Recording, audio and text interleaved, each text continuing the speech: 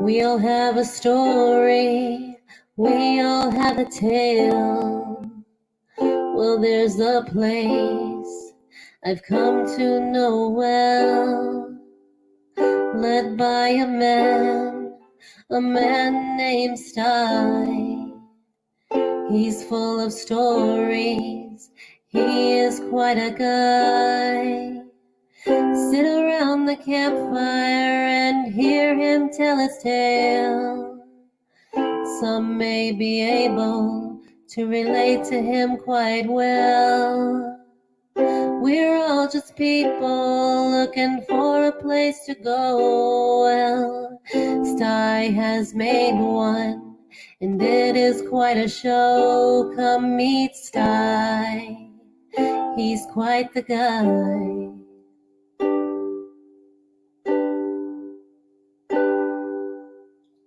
If you're feeling lonely, come and make a friend. If you need a story, on Sty you can depend. His voice is soothing like a lullaby. Sometimes he brings a tear to my eye. Sit around the campfire and hear him tell his tale. Some may be able to relate to him quite well. We're all just people looking for a place to go. Well, Sty has made one, and it is quite a show. Come meet Sty, he's quite a guy.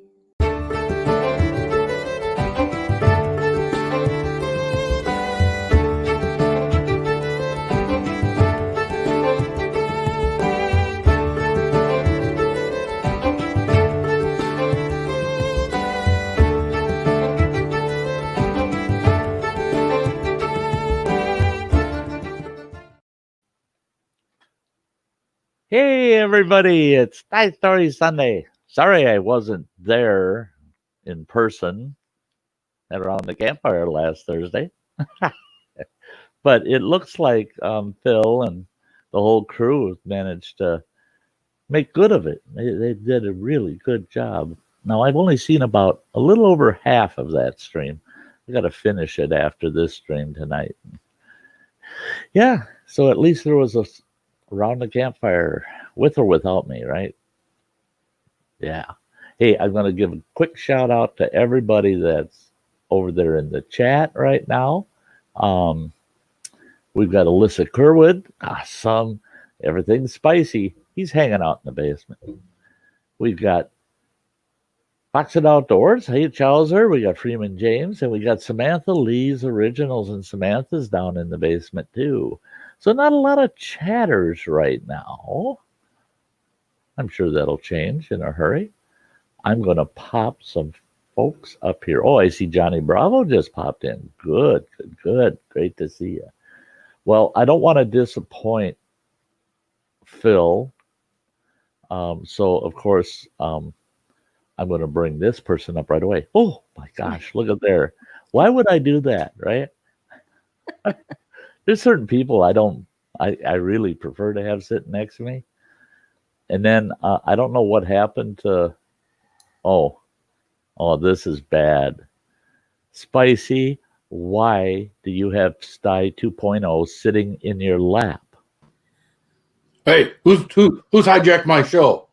Hey, you were gone. It's mine now. Hey. 2.0, you old fart, you ain't got nothing to say? Well, that's changing tonight. Laryngitis. Yeah, right. Yeah. Well, I did try to pay very close attention to the chat while I was watching it today to see how many people were saying, boy, this is really good with Sty keeping his mouth shut. Oh, computer chicks already warning you. I'm telling you. Yeah. Yep. She's great. Hey, Roman.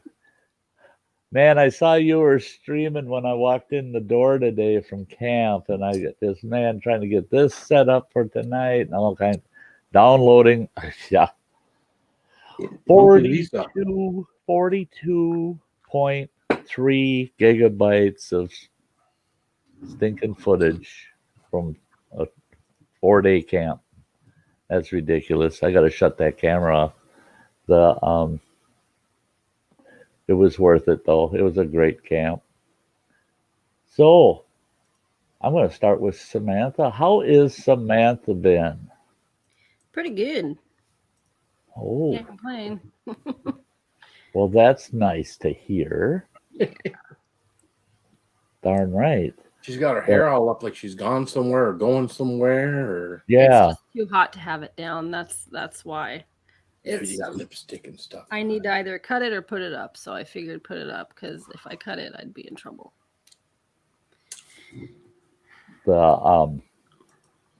Yeah, we were talking before we came on about how hot it's been, and this doesn't seem like we're going to get much of a break either. Nope. Not what my phone's telling me. Yeah, But we know how accurate the weathermen are, right? Yeah. Hang that phone up. Hey, Loopy Lisa, check your Facebook Messenger. E-Waste Mike, there's my guy. Hey. I don't see Ann out in the chat tonight, so we'll know. Anybody gets out of line if she's lurking in the bushes, because she'll beat the rest of us to you. Oh wow, Roman, your air conditioner died today. Oh no. Oh, that stinks. Gonna have to sleep in my car. Watch out for carbon monoxide poisoning, man. Don't sleep in the car in the garage. Just sleep outside. Oh yeah, especially.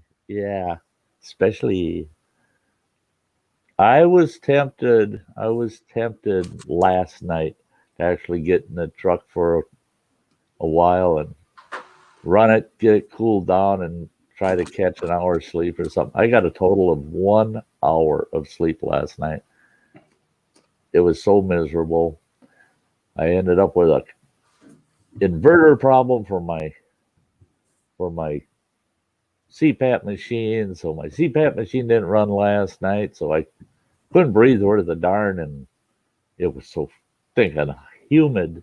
It cooled off, but it was so humid. Then you get the chills because the air is so damp, But I mean, it'd be 2 nights ago, the dew point was at 76 degrees. It hit 76 degrees that evening. We were coming off the lake from fishing. We got out of the boat. We were soaking wet. It was just like the air turned into just water. Wow. And there was this mist out over the lake, and it was just, it looked good, but it felt miserable. Yeah, it felt terrible. Well, we've gotten a lot of pool time the last 2 days, so cool. That's great. Yeah, we were in that thing yesterday from about 5 o'clock until like 10:30. Oh wow. I was pruned up. Oh yeah. This weekend I was pruned up quite a bit. I spent quite a bit of time out on the kayak this weekend. Yeah. Hey, Dojo. Great to see you, bud. Yeah, you got a key to the Sty Shack, brother, if you want to come on.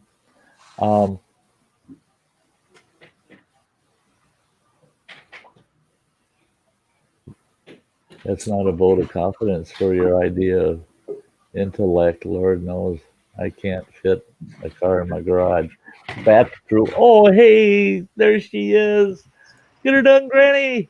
What's up, Granny? Hey guys, hey Bill, hey Hey. Sam, Hey, and of course Granny. Sty. We've missed you. It's only been a You're right. Hey, Granny. Oh, hey there, Sty 2.0. How you doing, Debbie? Good, girl. See ya? Yeah, he's there, Debbie. Yes, I know. Just calm down, Debbie. Yeah. So is Runny Nose Debbie's child or Running faucet. No, I think that's or enough. Running Faucet? Yeah.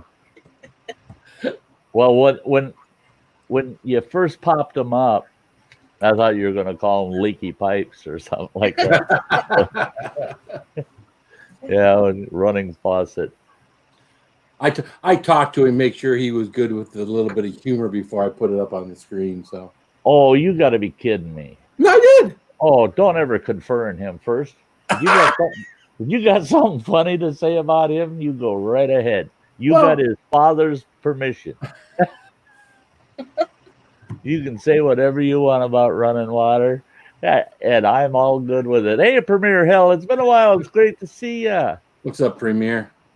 Bee Lady, great to see ya. Yeah, we got Saxy Matt's in the house. He come in early. He's an early bird. Saxy Matt did a live stream this week, man. You should have heard him on the saxophone, man. Oh, really? I'm going to have to Yeah, go. he was awesome, man. Yeah, that's what I was saying, too. I was just telling these two before the stream that I can't believe how much has gone on just the few days I was gone. And, man, if I take a 2-week trip, I'm going to have to take a full week just to catch up on what people did during those 2 weeks I was gone. Just the watch time that I'll have to watch. Wow. Yeah, we got to take the 3rd week off so you can catch up on the first. You got to take a week to catch up on the 2 weeks, and then then you'll be all caught up. Then maybe. Because I still got I still got over 40 gigabytes of video to edit and break into little videos somehow. Who knows how? Who knows how? Yeah. I got to win the lotto and hire somebody, an editor. There you go. Yeah, hire somebody that'll sit here and edit for me. All I got to do is go make raw footage and drop it off. I'm paying you to make videos out of that. Wouldn't that be fun? Not to have to deal with some of your creators do. And then I'd hire a responder, somebody that responds and comments to anybody that contacts my channel in any way. So I'd have my responder, my editor. Yeah.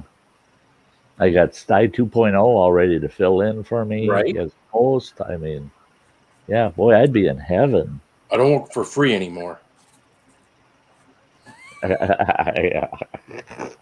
What? Well, I didn't leave a comment, but I was gonna put a comment in there, all bold in caps. Copyright infringement. And then I thought back, no, we talked about it on a stream where I said, "Oh yeah, I'm all good with it." Nice. You can have all the revenue from that stream.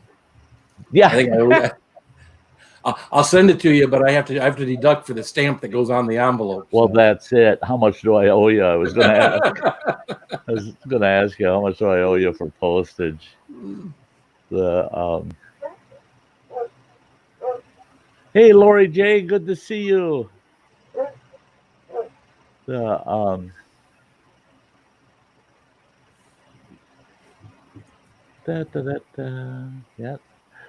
Well, I tell you,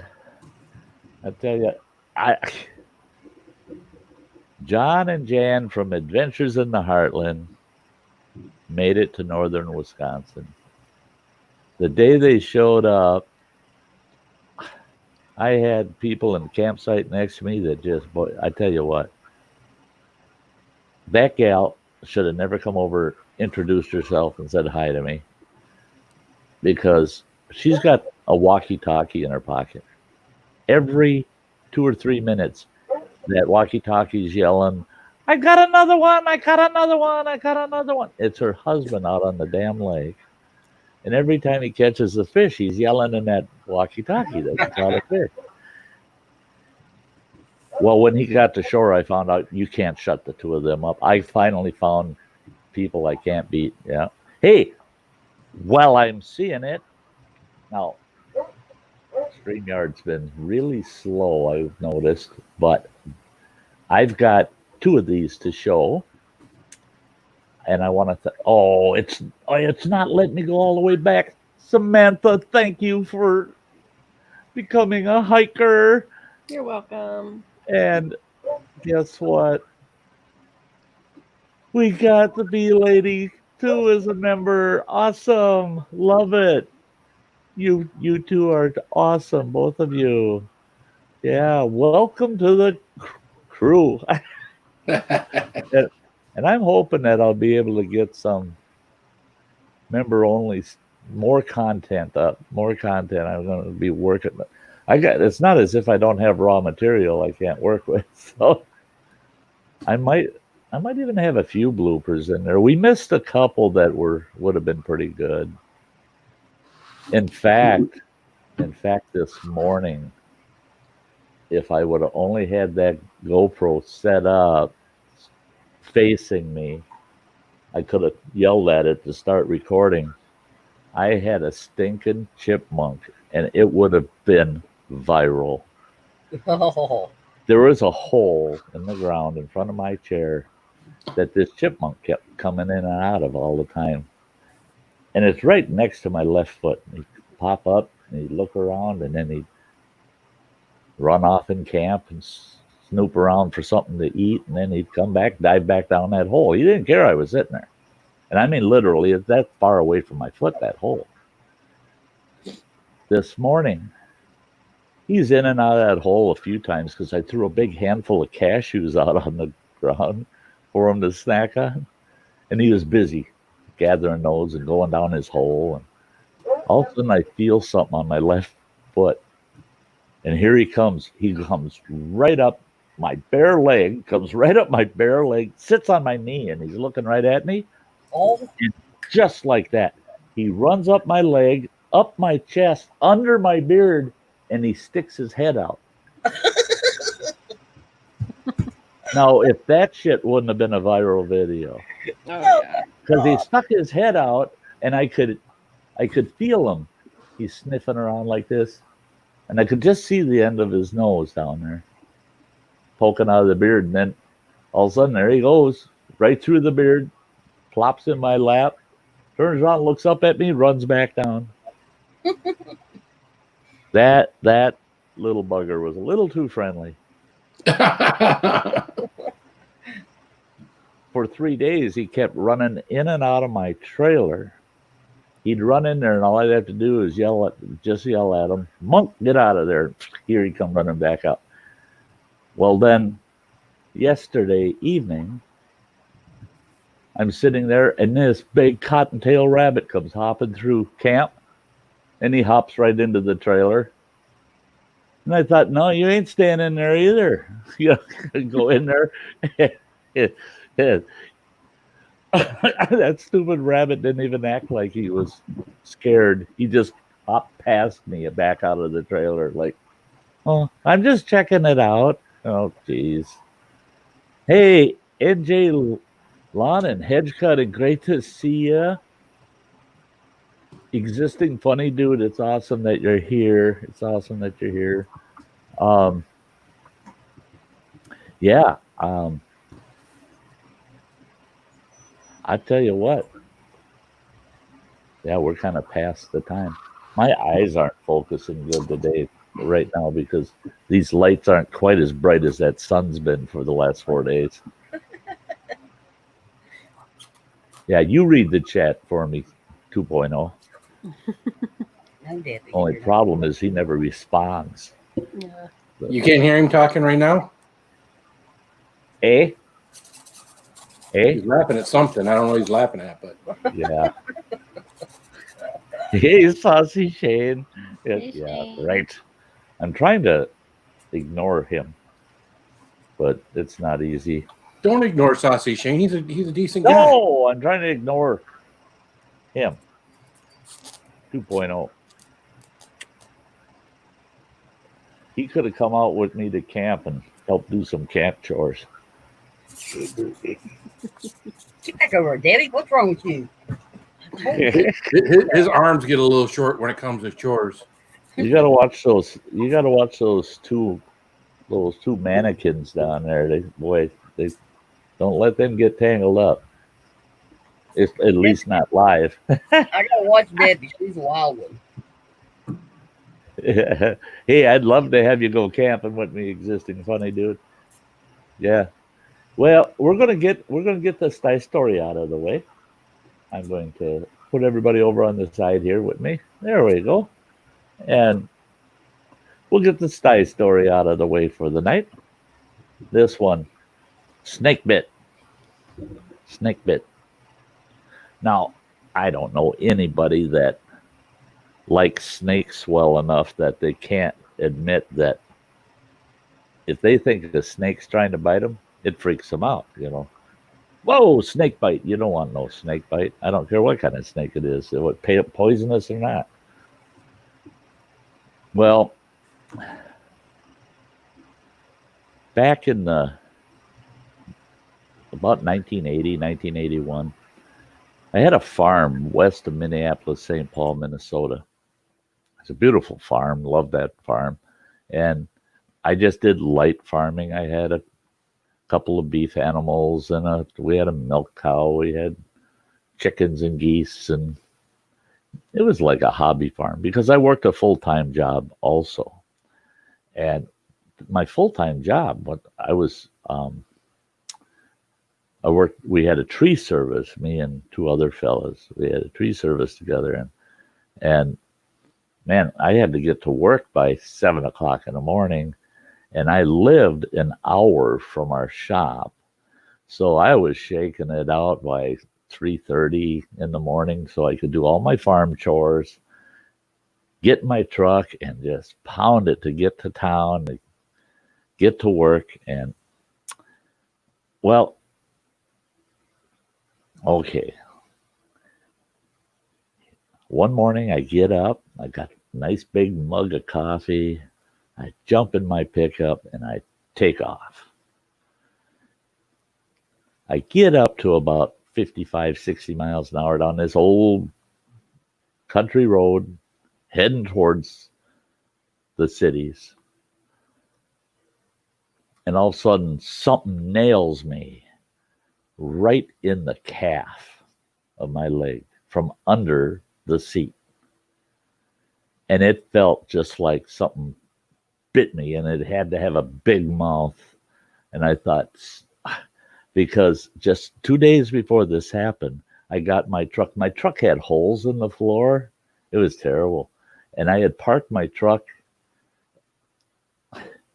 I had a bale of hay fall off the truck, and it busted open. And I said, I drove right over the top of it, and I was parked kind of over that bale of hay.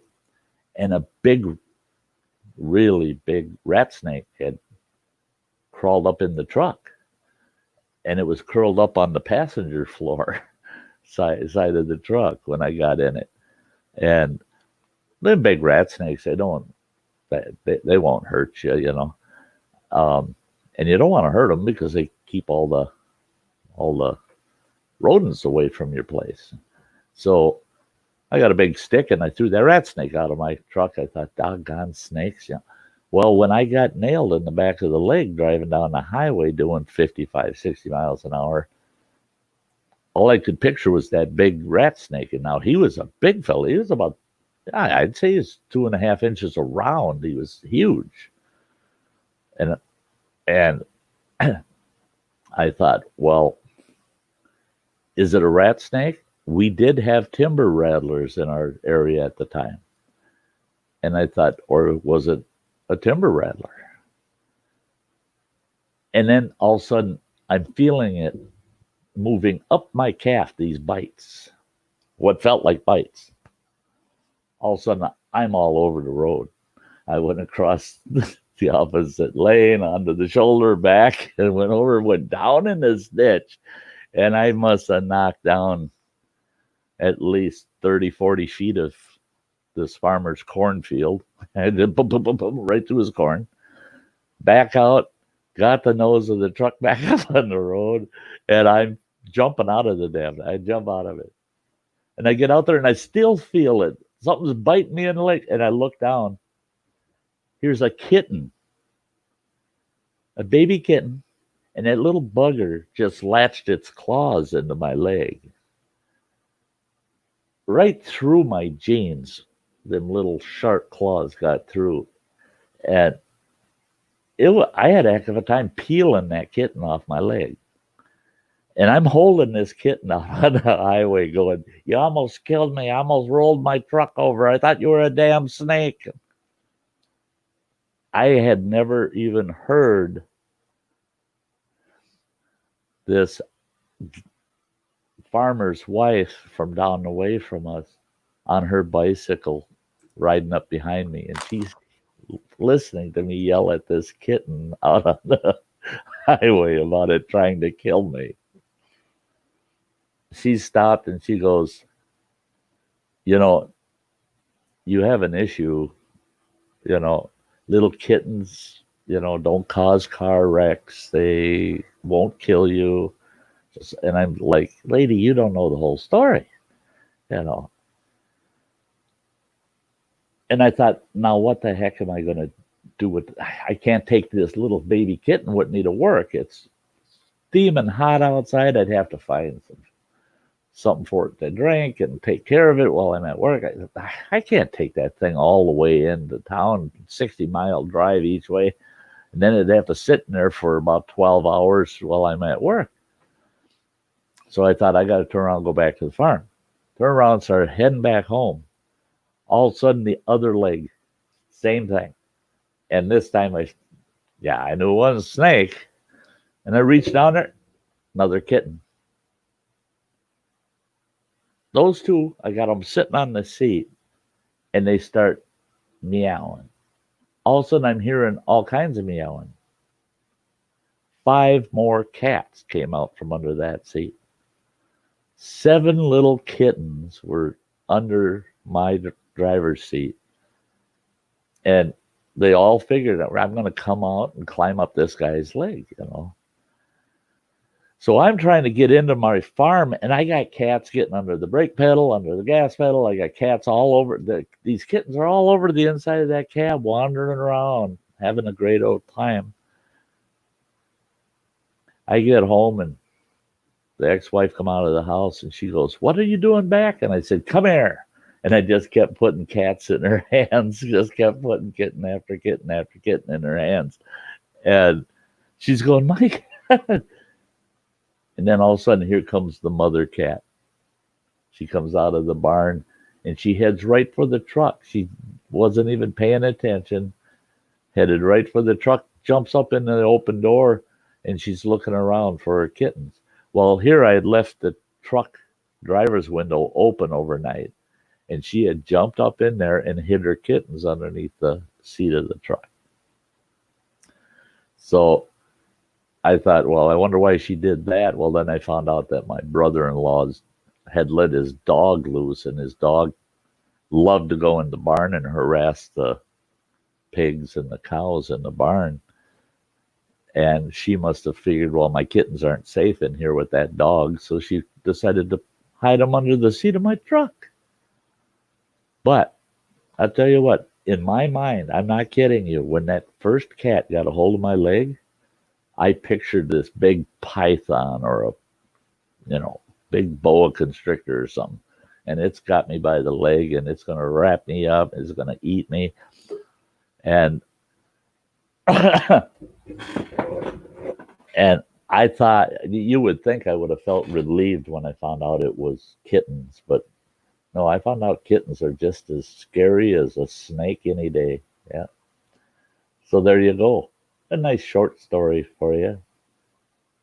But that's the only time Sty's actually, well, I've been bit by little garter snakes, that's nothing. But that's the only time I ever thought I was really snake bitten. I mean, yeah. So there you go. That was a good story. We've got another guest in the basement, a special one, and let's take a look at her. There she is. Look at. She doesn't even Go ahead. Look behind the couch. Lisa. Welcome. Hi. Hey, Lisa. Hi. Nice derriere. Yeah. You did not see that. I was in the basement for ages. It- I didn't know what was ages. going on.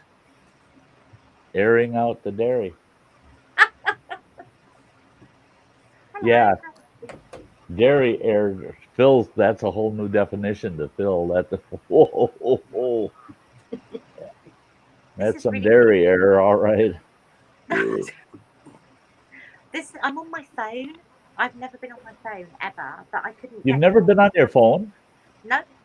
I can't believe that. I picture you as one of those people that's got their phone welded to their face.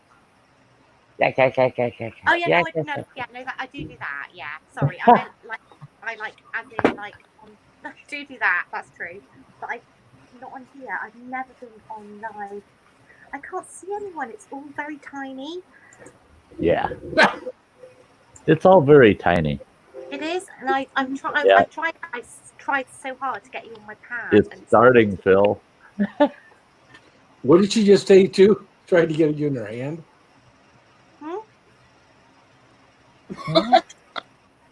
What? I'm gonna have to get my earphones. Hang on. Okay. Can't hear you. Hang on. Native Grammy. Yeah, you snuck in. Great to see you, girl. Hey, Native Grammy. Plain old Chuck. Hang on. Right. He's sexy, man. Can you see me okay? Yeah, you're fine. Yeah. Okay. we can You're a see little ya. hard to hear.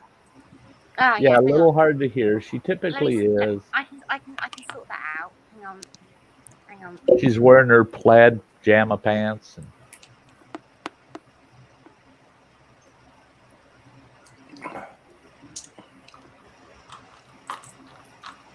Go away. Okay, so can you hear me now?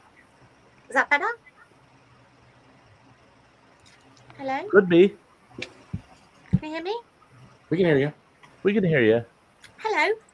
Hello. Hello. Hello? Well, hello. Hello. Hello? Well, hello. God, I had it. I didn't think it would ever happen again. I remember I had talked about it in one of the streams that I had been at a camp and there was a gal way across the lake that laughed like Phyllis Diller. Had another one this week. Oh my God, that woman last night. Every time she'd frickin' laugh, I wanted to yell, "Shut the F up." I think I must have missed that.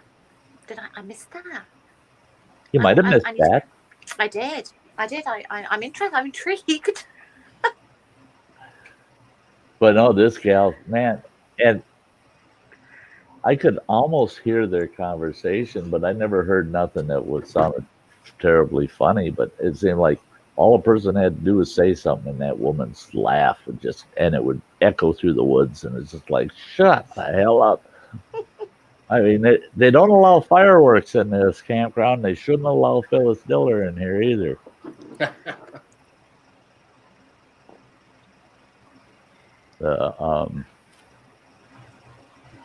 Phyllis Diller had one of those laughs, kind of like Roseanne Barr did.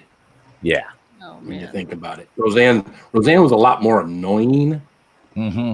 But I can imagine Phyllis Diller's was back in the day too. I mean, I remember her as a kid. Yeah. Oh, yeah. She was a big deal in our house. My mom and dad, they thought the world of Phyllis Diller, and yeah, Fran and that Drescher laugh, has an annoying can't- voice, too. you can't mistake it when you hear it. No.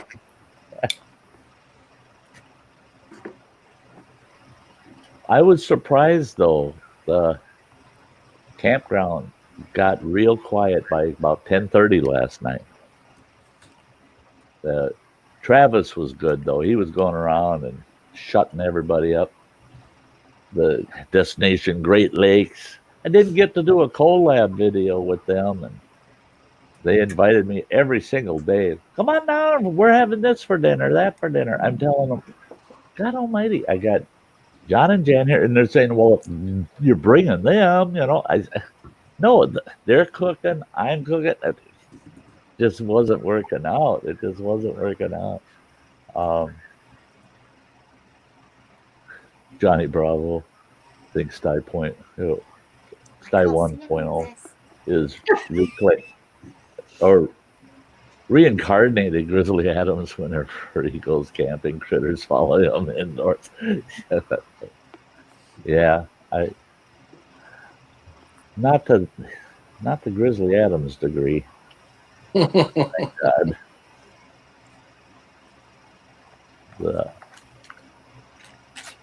Seeing if anybody's saying anything in the chat I'm missing. I can't see anything.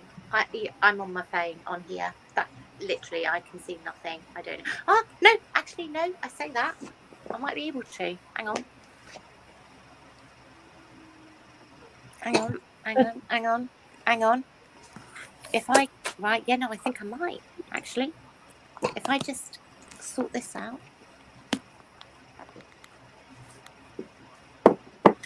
Hang on. I might be able to get you on my pad. Hang on.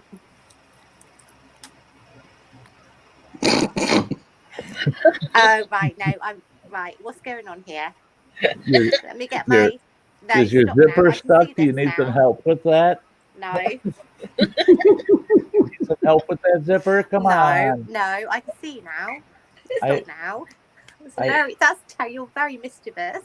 I had a sleeping bag with a stuck zipper this weekend. Yeah, it might take me a while, but I'll get it. Take me off. Right, thank you. Take me off. So Take me off. I'd like to, but we're public. Okay, so I'll have a look at YouTube now. Wait 1 second. Hang on. I'll find you now. I'm going to find you. Yeah, I'm one where it seems like no matter where I go, what I do, I always come across something new. Well, John and Jan, we stopped at this place. It's called Clam Lake Junction. That's where we met. And because there was no way I was going to try to give them instructions to go through the Schwamigan forest to find that stinking campground. And I said, I'll meet you there and you can follow me in. Well, we got there, and of course, I ran in and thought I'd grab a couple of goodies, something to snack on during the camp. And they grabbed pretzels. They had one big bag, and they had one small bag. Well, we went out on the boat that very first evening they got there, and here Jan had brought the small bag of pretzels out on the boat. And she threw them to John, and she said, you and Sty can share those. Oh, I'm hooked. It's called Dot's Homestyle pretzels. I love pretzels. Pretzels are good. These are, it's blue screen. Look at that. It totally wipes it out. Sourdough? They're Southwest style. And they got the best jalapeno taste to them and some bite. 2 secs. Ooh. Mm. Hang on 1 sec. And red bell peppers, that flavor. That jalapeno with a good bite to it. Oh, I'm hooked on these damn things now. And they told, I never even saw him at the store. And he said, try one. And I ate half the bag. And they're so good. And I ended up bumping the bag. It fell over and dumped on the boat floor. John scooping them up. And I'm going, I'm sorry, man. I'll pay you for that bag. He goes, well, why would you pay for them? I'm going to eat them. He didn't give a damn that they were on the boat floor. How good they are. They're that good. Hey, King of Darkness. Great to see you. But yeah, so on the way home, I had to go past that same place. I whipped in there, thought they had big bags, he said. Well, they had bought a big bag of the original plain ones and one small bag of these spicy ones. But they insisted, yeah, they got big bags of the spicy ones. I whip in there. They're all gone. And there was only 2 small bags left of these. And I told the gal there, I said, boy, oh boy. I said, I'm not driving 60 miles to get these. There's got to be some place in Ashland that has them. And she goes, good luck. And not a lot of stores carry them. I said, oh, hi. Yeah. Found something I really like. Hey, Blake Hurst, great to see ya. Newfoundlander. The Ingalls family, great to see ya. Fuck. Oh, sorry. Sorry. Oh, in that same store. She did get that hoodie off. What? What? No, seriously, no, really. Not a good look. Not a good look. You look fine. We're trying to, yeah, you look fine. I don't. I look awful. It's like 2 o'clock in the morning. I've literally, I look tired and rubbish. I do apologize to everyone. Here she goes that with has to the see me rubbish. right now. Rubbish. I look terrible. Here she goes with the rubbish. I It's do just- though. I'm so sorry. I'm sorry, everyone. It's okay. It's all good. But yeah, it's kind of early morning here right now. So yeah, this is my bedtime look. I've literally got my pajamas on. Hey, metal music. What's up, Harry? The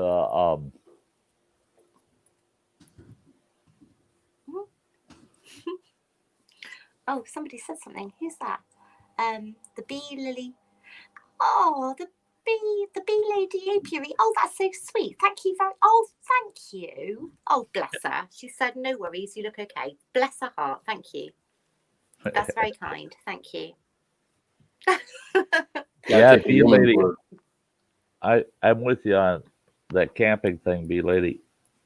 Tents, if I need to, but I'd prefer.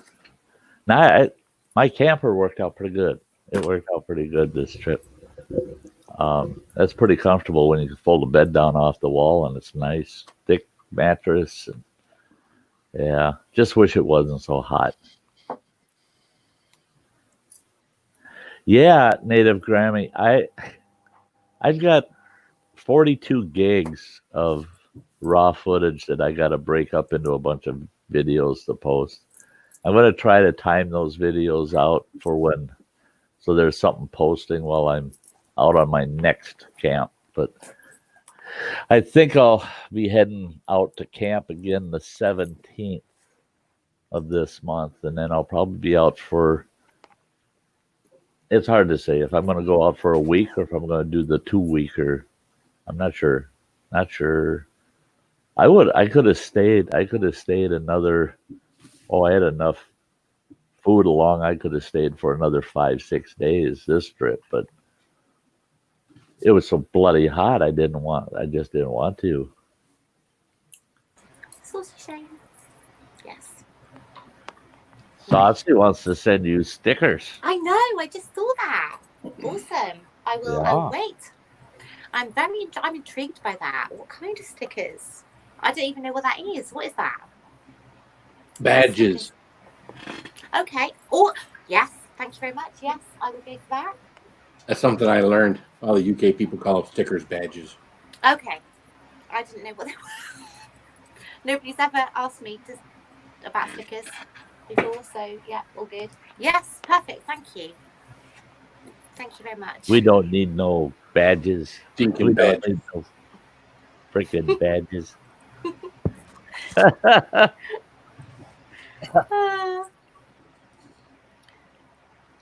Pasties. I was going to say that, Roman, but I thought better. I wasn't gonna go there. I pictured two of these. And it's We all have the same thought process. Yeah. panties. Send all the gals a pair. You know. There you go. We have come to Sty Story Sunday. It'd be pasty night. Yeah, everybody wearing a pair of Sty stickers. I blank. Oh my Well, goodness. I'll be seeing in the chat for that one. I was very proud of you, making it clear that you're bringing up all the pretty ladies, all of Sty's pretty ladies on your panel. I like the way you put it. I was just like, yeah. They're on loan, Phil. We're lucky to have such nice ladies to join us up on panel. Absolutely. Because there's some real pigs out there. We don't have any of those. So I'm just joking.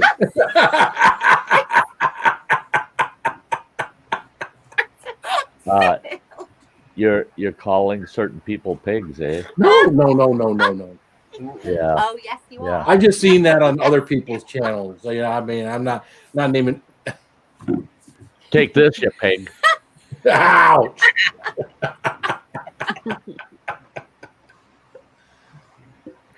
Oh my God, Phil. Oh. Oh, that was funny. Yeah. That was funny, though. So, Smart. yeah, the Thursday night stream, Travis tried to fit it in to watch it, and he was having signal issues, of course, out in that camp. I don't know how the heck he does it. There's times he can get on and he can watch streams and he can sit on his laptop and use the internet. Hell, I get messages and phone calls. I got one bar, and the minute I try to do something, touch the screen, and that bar goes away. It's like, yeah, we're just messing with you. I drove out of camp this afternoon. I hit Clam Lake, which is 20-some miles from camp, and all of a sudden my phone's going bing, bing, bing, bing, bing, bing, bing, bing, bing, bing, bing, bing, bing, bing, bing. And I'm like, oh, Jesus. Yeah.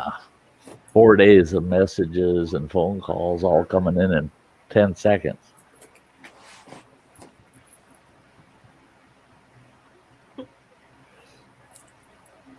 Oh, you're very familiar, huh? I mean,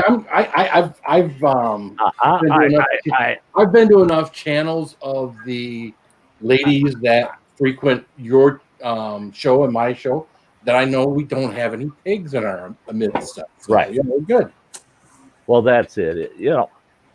We don't have any bad people that show up over here at yours. All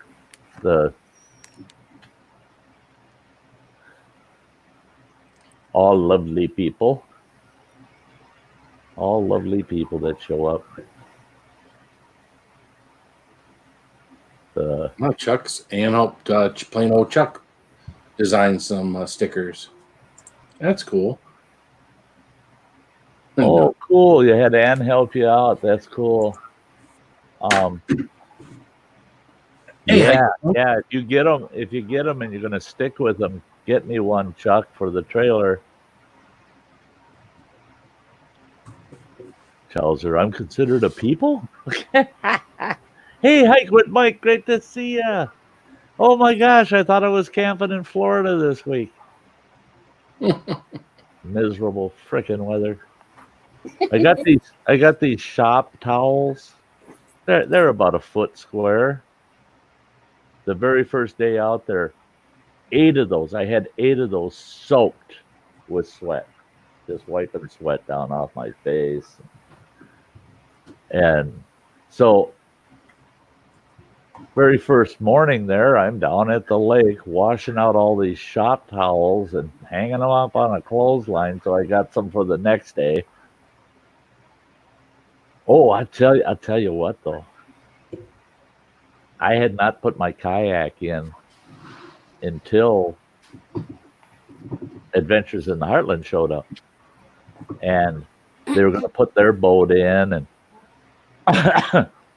and they had a boat cover over it, and their boat's full of camping gear and stuff. So they're unloading their boat, and they're going to haul it down to the boat landing. I said, well, I'll meet you down at the boat landing, and because I got my kayak, sits on a two-wheel cart. And I grabbed it, took off. And I said, I'm going to go down there, and I'll meet you down there. And I get down there, and I'm waiting around, had a smoke, waiting around. Said, the heck with it. I'll go paddle over to the campsite and see what's taking them. Maybe they need some help. I walked into that water to get in the kayak, and I'm going, oh my God, it's bathwater warm. Bathwater warm. They got their boat put in, and then they came over to camp, picked me up. We went out on the boat. Well, he's got a fish finder that gives you the water temp of the surface of the lake. Oh my God. 86.3 degrees Fahrenheit was the temperature of the water. And when it's 88 degrees and we had in the 78 to 90% humidity range, even that 86-degree water felt cool compared to the air. It was terrible. I went out paddling one time. John asked me, he goes, did you catch any fish? I said, no, I think it was all the splashing that scared them away. I was just taking my kayak paddle. I kept splashing water up in the air on top, so it would come down on top of me and just splash it.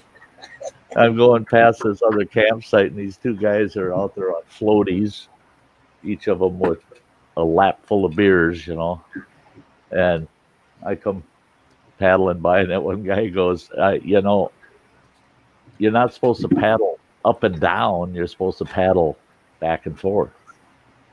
I said, in this heat? No, you paddle up and down. You just splash. He said, you look like a little kid out there playing in his bathwater. I said, yeah, really. Feels good. Right now, it's 78 degrees in my apartment. 78 degrees. It's about the same here.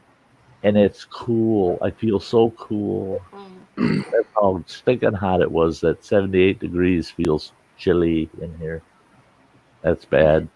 It's lovely. I'm outside in the conservatory, and I've just literally got like a t-shirt on, and it's warm. It's lovely.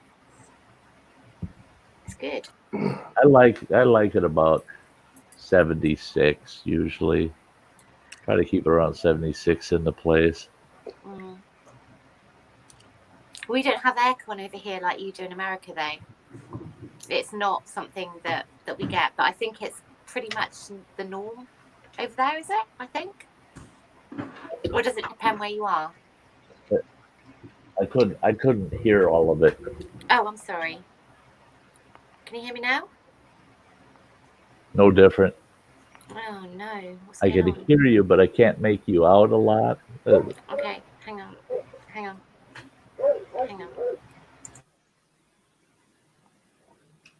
Hey, Paul, good to see ya.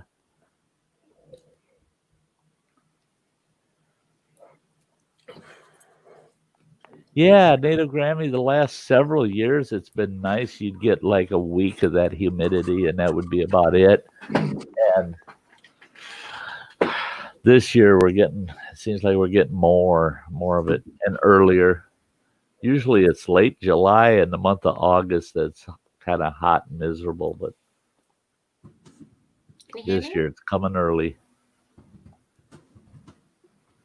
Can you hear me?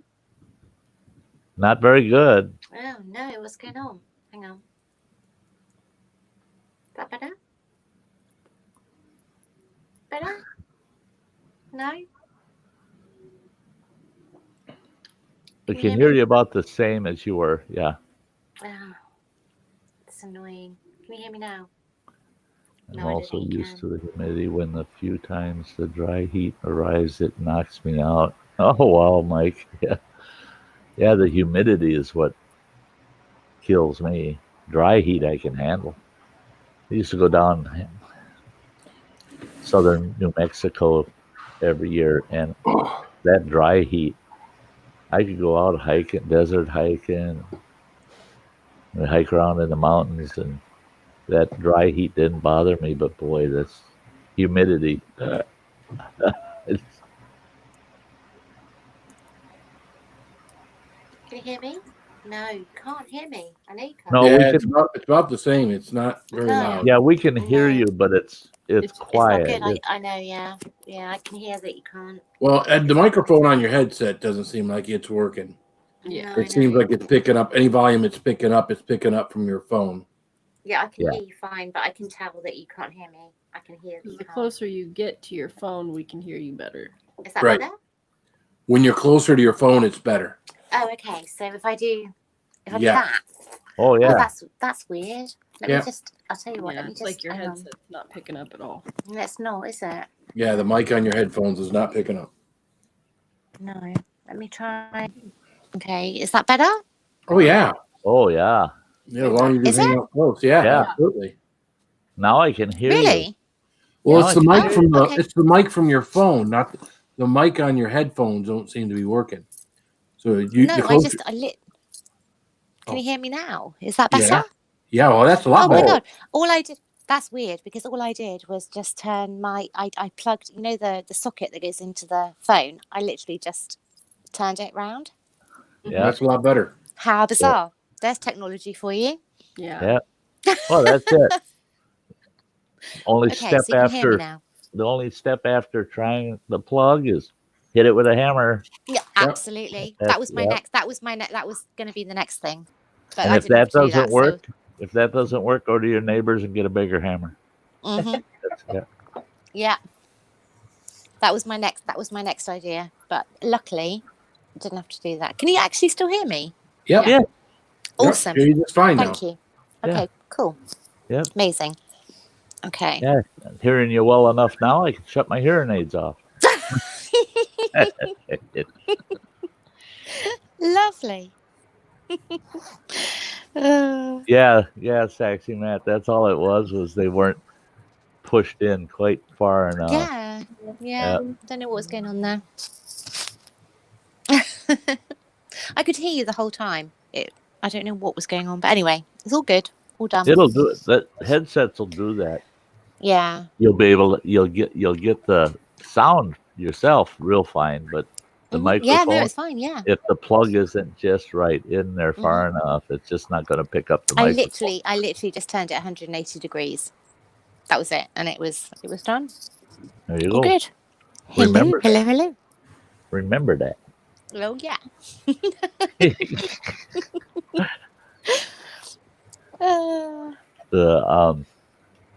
Alyssa would like to go camping again.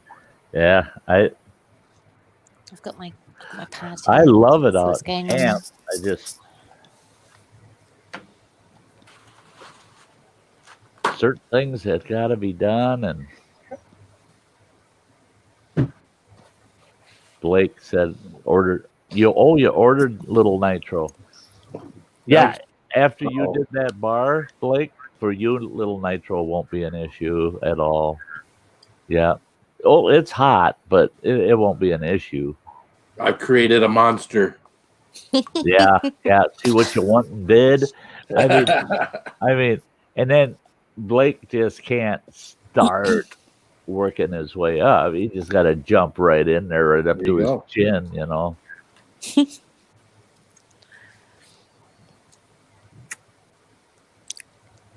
Yeah, my adventure trailer pulled really well with that topper mounted on the top. Went through a couple of small thunderstorms and everything seemed to be okay. No leaks, which was really what I was most worried about.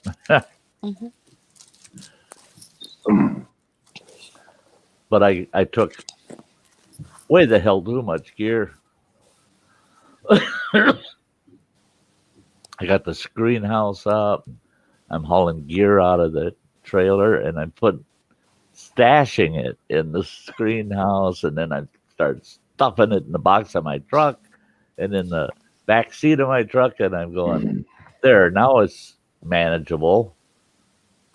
And I never used any of the crap I took out of it. So tomorrow, that's what I'm doing, is hauling the trailer back over to the boys' house, and I got everything that I don't need now in one big stack in that trailer. I moved back up to the shed, and that stuff's getting the hell out of there. And I had that frame of mind. Well, what if I need this? I'll put that in there. What if I need that? I'll put that in there. And the what ifs never show up. But surely as you don't take it, the what ifs show up. Right. And that's it. Is they're inconvenience kind of what ifs. They're not end of trip what ifs. I just want to make sure I got everything with me I need, not all these extra wants. Well, for one thing, I don't need to take 7 cast iron pans with me. I'm one guy, for crying out loud. I don't need 7 cast iron pans. And I clean up my cast iron the minute I've used it. So why have all these pans? True. Yeah. Carry one nice big pan and one for a single guy to use. That's it. Now, if more than 2 or 3 people show up, I could still cook for a group. But I've got my one pan for my daily use, instead of having a whole cast iron along. Yeah, they're all different sizes, bee lady. All different sizes. Yeah, I hauled so damn much firewood to camp, too. I left a bunch behind, so the next person that gets that campsite's going to be happy. They got enough wood to last them about a week. I unloaded that wood. I started chopping that crap. It was so hot out. I got to the point, I should have filmed that. I got to the point, I'm sitting in my camp chair, setting a piece of wood up there and sitting in the camp chair, splitting it. Because that's where the shade was. There was the only shade I could find was that spot. And it didn't do any good. There wasn't enough room to move the split block and all the wood to that shade. So I just sat in the shade and reached out and split it on the block. Lazy. I think that's the first time I ever split a couple nights of firewood sitting in a chair. I don't everything I've done sitting down. Oh, I tell you, today, packing up, getting ready to head down the road,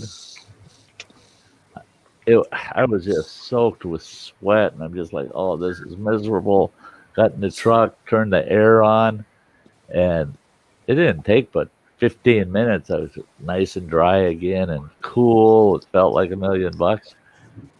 I only drove about a little over half an hour, and I got out of the truck, and I could hardly walk. I get out, and I go, oh my God, my legs hurt, I have my back. Oh. I don't know why, because through camp it wasn't too bad, and then I got home. The minute I got in the house, man, I felt like $1 million. I was feeling good, nothing hurts, and I'm like, that ain't right. That ain't right. Yeah. Hey, JCT, great to see ya. What are you doing to yourself, Lucy? Sorry, Lucy. See? I just. That's a combination of her name. Exactly. By the way. I knew who you meant. Yeah, I just pulled my earphone out. Sorry. Hi. I just literally just yanked it out of my ear. I'm all good though.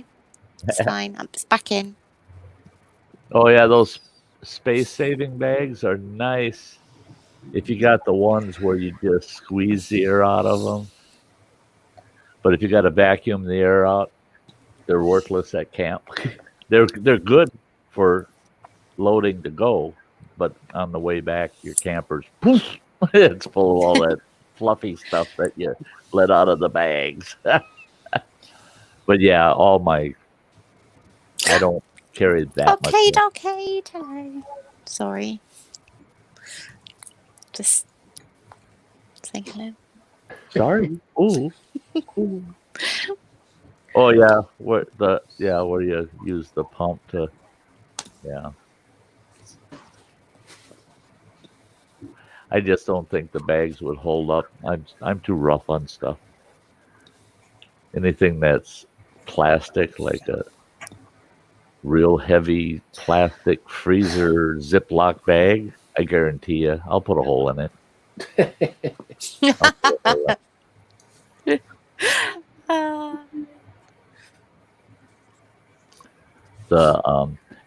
As far as all my bedding and stuff goes, that's all compact enough. The only thing that's really bulky, I've got two they're shipping mats, shipping blankets, and they're a wool blend, and I put one under the mattress, so that one I never have to mess with, just to take it out and throw it over a line, let it air out once in a while. And the top one, I put one over the top, and that takes up space because it doesn't compress. I mean, those shipping blankets are so dense. What do you use those for? What is that? Is that for a specific purpose? Sorry. Those blankets? Yeah. Mm-hmm. Yeah, well, I put one over my bunk in my trailer because it's so rugged. And it's a heat insulator. Oh, okay. I put one over the mattress. I've never heard of them. And then I put a sheet over the top of that, and then roll my sleeping bag out on top of the sheet. Okay, I got it. Okay, I've never heard, so it's new. Yeah. I tell you, this week, even a sheet felt like a big, thick comforter. It was just like, what? No blankets, stay away. Comforter. Okay. Quilt, comforter. Right.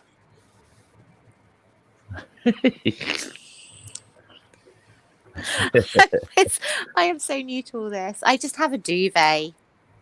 That's it. And I stay in hotels. That's so bad. That is so bad. Do you know what I want so much to go camping? I have a tent in the garage. And I've never used it. I've had it in there for 4 years. I need to use it. I need to use it. And you will, hopefully, I will, and you have motivated me to do this. The hotels are so much easier. I can use my straighteners in hotels. Very difficult in a tent. But I'll probably burn the place down. I'll melt the tent. The thing, though, with staying in hotels is it's a whole different experience. I know. Listening to the wildlife at night out in camp, you hear the wildlife out there. In the hotel, the wildlife you hear at night is bang, bang, bang, bang, bang, bang, bang on the wall. But you've got to remember, like, get a room. I know. Right? I know. I'm in the UK though, so wildlife is very similar to two-legged wildlife. Yeah, it's very different to USA wildlife. We don't get raccoons. We don't get the raccoons here in the UK. Yeah. But I've got a tent and I need to use it, and it's so bad. I feel terrible. I need to sort this. I need to sort this out. I do, and I will. Do you have a backyard? You've motivated Do you have me. a backyard or a garden? I do. Yes. Yes, I have camped in my back garden. I have done that. Set it up in your backyard. I have. Yes, I've done that. I set it up to check it was okay and to check I could use it. And I stayed in it for one night and then put it back in the garage. And never used it since.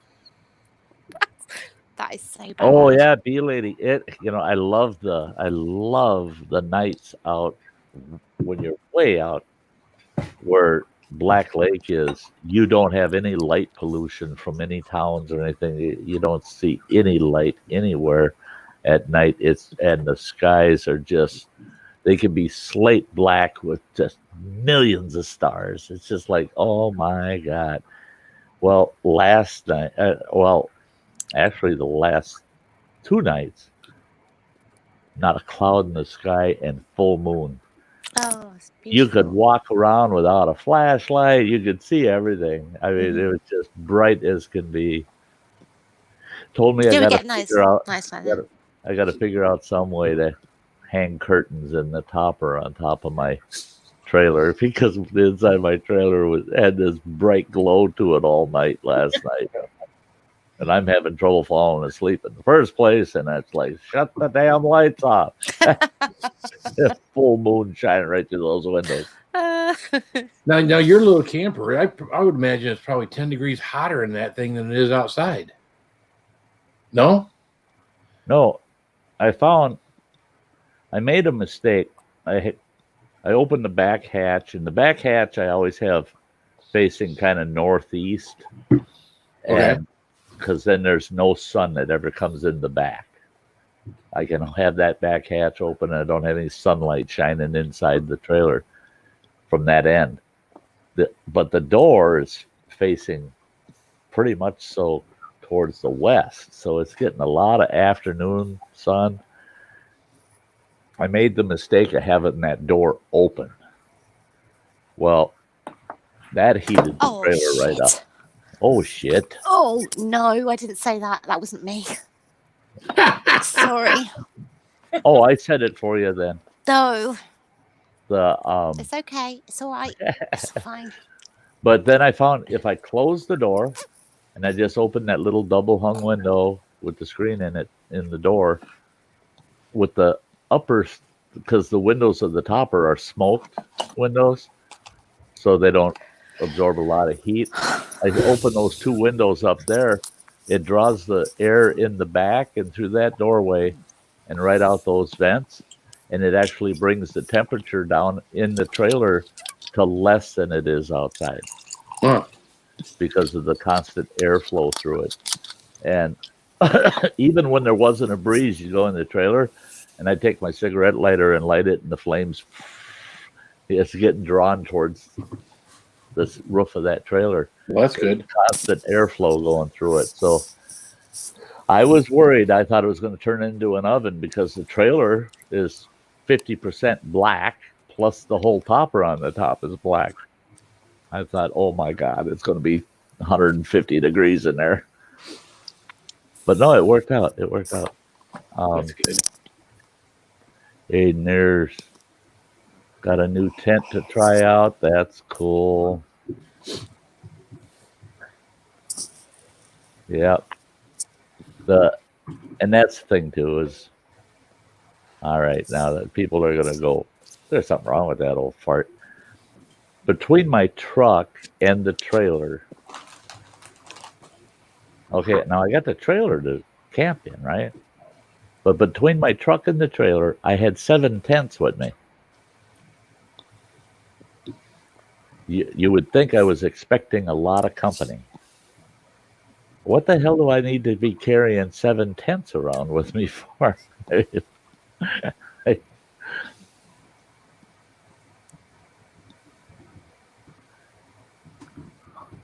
I'll tell you, it was so awesome. Other than Cheesehead Chris, I've never had Cheesehead and Travis from Destination Great Lakes. Those two, other than those two, I've never met up with other YouTubers. They're the only 2 that are really close by. Well, John and Jan, they're from Indiana, Adventures in the Heartland. They're going up to Minnesota. They said, we're going to stop. We're going to camp with you for a couple of days. I tell you what, we had a blast. Oh my God, we had a blast. It was fun. And a lot in common and a lot yak. I mean, we never shut up. And and like I said, I found competition. Those 2 boys, those 2 can talk your ear off too. And the thing is Jan and John, they know everything about butterflies, right? So every little thing that's got wings that flies by, they go, "Oh, that's a such and such," and "Oh, that's a such and such," and "Oh, that's a such," and I'm going, "What the hell?" Yeah, I've seen all of these before, but I don't know what the hell they are. They're butterflies. Right. That's a moth. That's a butterfly, and I can't tell the difference. I love butterflies, but it's very hard. Really difficult. Yeah, to keep track of all of them. Yeah, for sure. And then we've got these hummingbird moths. They're huge. They're huge, and they sound like a hummingbird. Like that, yeah. They're giants. Not one of them ever bothered Jan or John. I'm sitting there, and a lot of times I've got 6 or 8 of them around me. All around me. I'm grabbing them. They're hovering right here, and I just reach out, grab one, and there's Jan runs right over. It's pitch black out, yelling at John, "Get over here with your headlamp! I want to see what that is." And I told her, I said, "Here, take it." I said, "There's plenty to go because around." that's what they're attracted to. That's and I went to the toilet, which was about 300 feet from our camp. I went down there and I come out. One day they were there.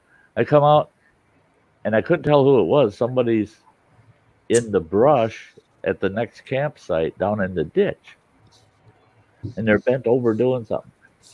And I'm walking by, and then all of a sudden she pops her head up. It's Jan.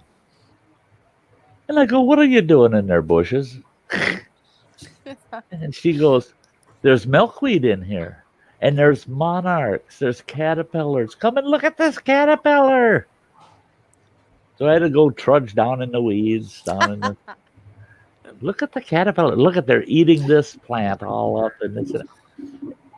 And she could spot a stinking butterfly 100 feet away. She'd go, "Oh, there's a such and such flying way over there. I got to go see it." What the heck? And they're the same way with birds. You hear a bird sing, and they go, "Oh, that's a such," and I go, "Say what?" Yeah, I've heard that bird singing for years. I've never seen the damn thing, but I hear it all the time. I don't know what it is. It's true. Or they know every little bird that flies around out there, and yeah. That's true. That is true. No, they're not the green ones. These are they're brown and tannish colored, and they're real fuzzy. If you grab one, they're just soft and fuzzy, and they only come out late at night. The only time I saw them was about between 11 o'clock and midnight is when they'd show up. What time is it there with you now? Right now? I don't What even time know is it here? Yeah. 20 after 8 Oh, p.m. Oh, okay. Yeah, I wasn't too sure. It's 20 past 2 in the morning here right now.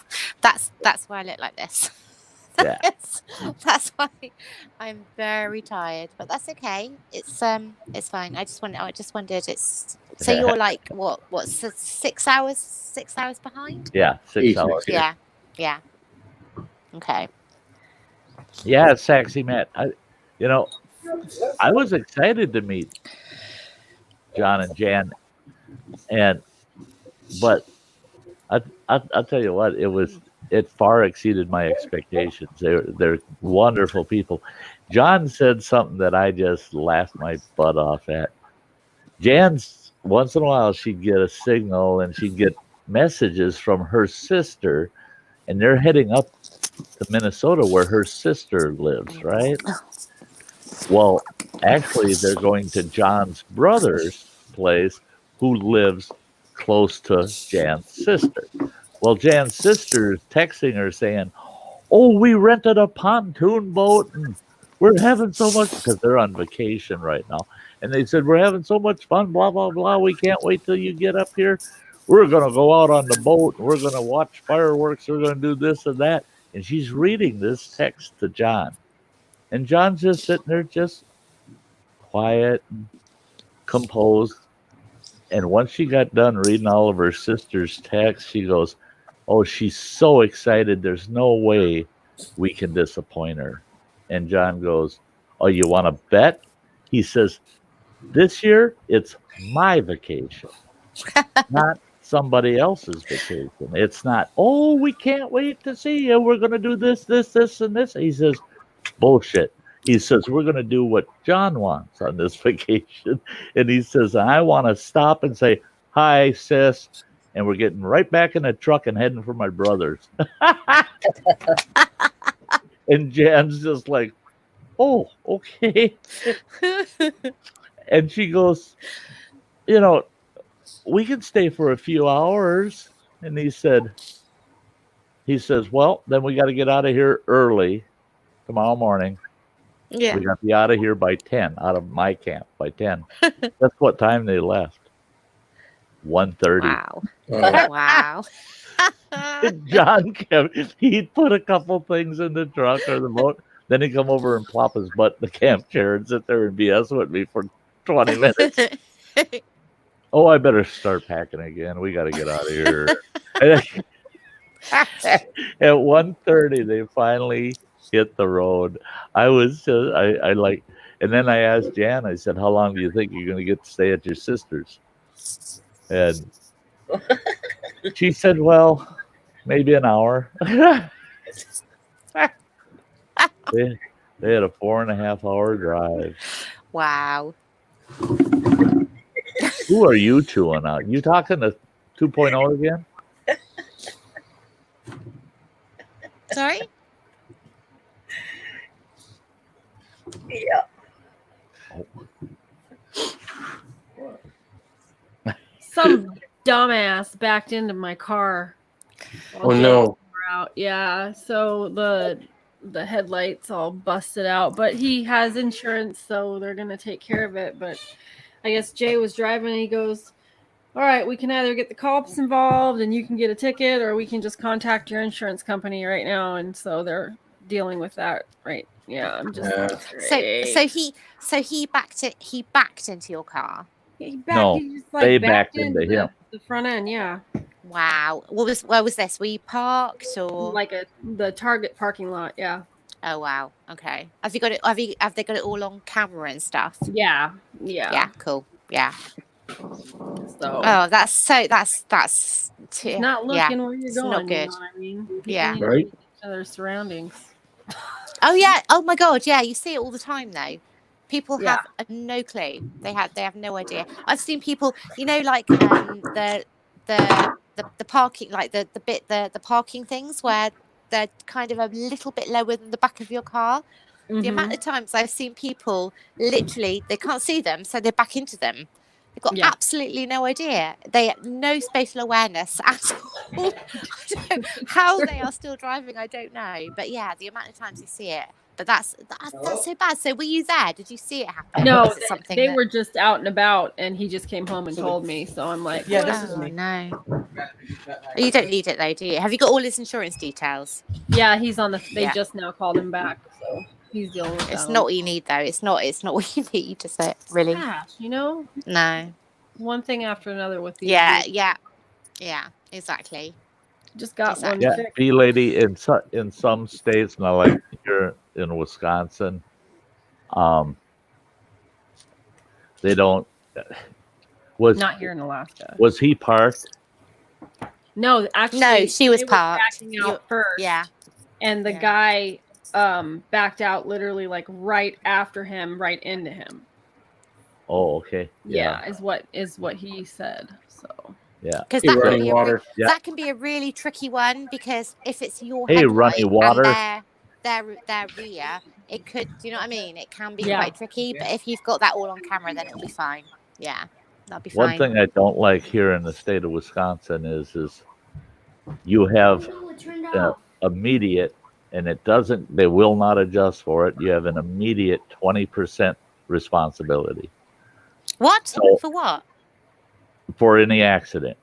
And here's an example. Okay, I had a Chrysler minivan, and I let my daughter use it to go pick her brother up on Christmas Eve.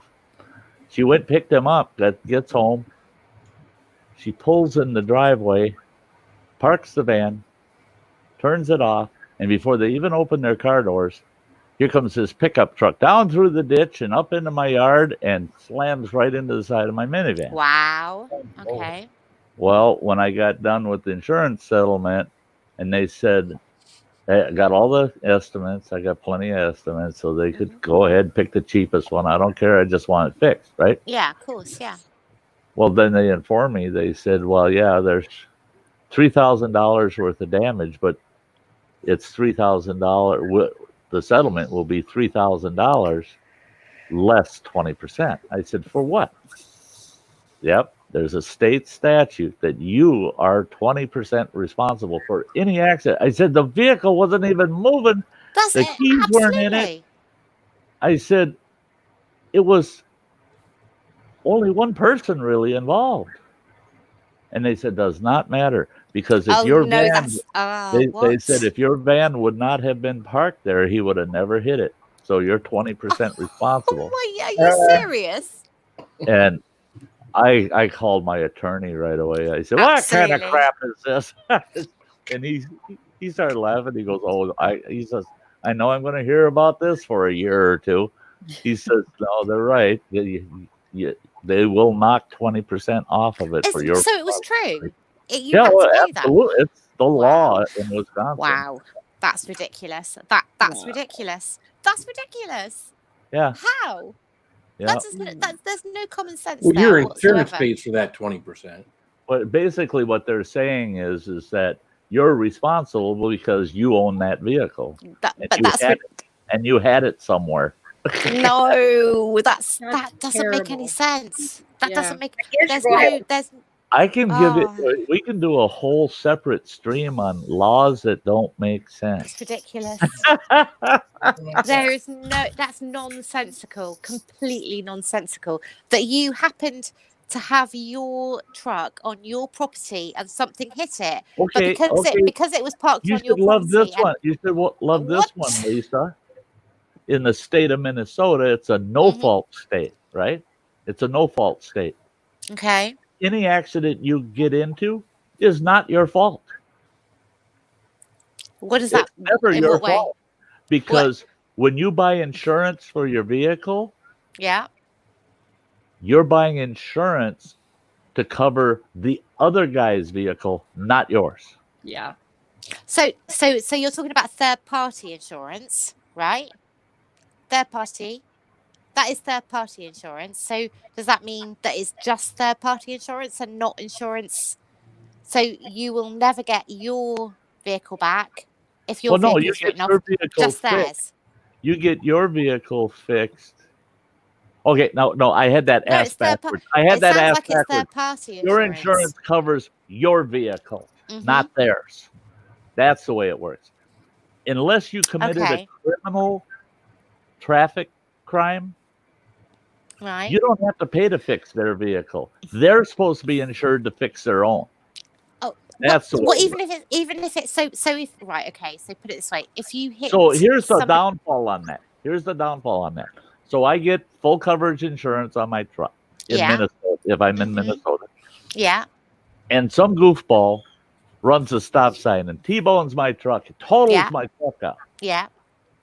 My insurance company will pay me to replace my truck. Okay, but not his. Not his. So and his insurance covers. Rates go through the roof. But it was his fault. I didn't do anything. It was his fault. Oh no, not in this state.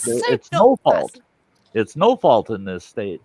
You insure yourself. Well, and in that case, ridiculous. In Minnesota, if it wasn't considered a criminal violation, they could have liability insurance for people that ride in their vehicle if they get hurt. but doesn't cover your vehicle. So they don't lose out at all. They're driving an old beater vehicle that they're paying $20 a month insurance on, and you're paying $60 a month to have full insurance on your vehicle. Yeah, it's totally ass backwards. That is incredible. Nobody's That's at fault. insane. That's insane. It's not like that here. It is not like that here at all. Absolutely not. You know, We here have- in we have fully Wisconsin, comprehensive. other than that 20% rule, Mhm. the insurance is good. I mean, yeah, if you're at fault, you're going to be paying. You're going to be paying. What about okay, so what about if the other person that hits you has no insurance? Oh, here What in happens then? Wisconsin, you have to be able to prove. You have to be able to prove what they call financial responsibility. If you're uninsured, and Yeah. the only thing that will prove that is for the bank to give a letter of credit equal to $50,000, or you've got 50,000 sitting in the bank cash. But that If this you should all don't be have that, you lose your driver's license, and the fines will kill you. Yeah, you better be insured here in Wisconsin. Oh my God, this is so different to the UK. This is so different. So different. There is no way that would happen here. What you're talking about would ever happen here. People are fully comprehensive or third party fire and theft.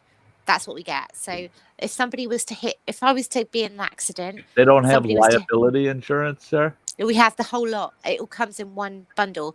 Third party So you fire and can't get theft. just liability.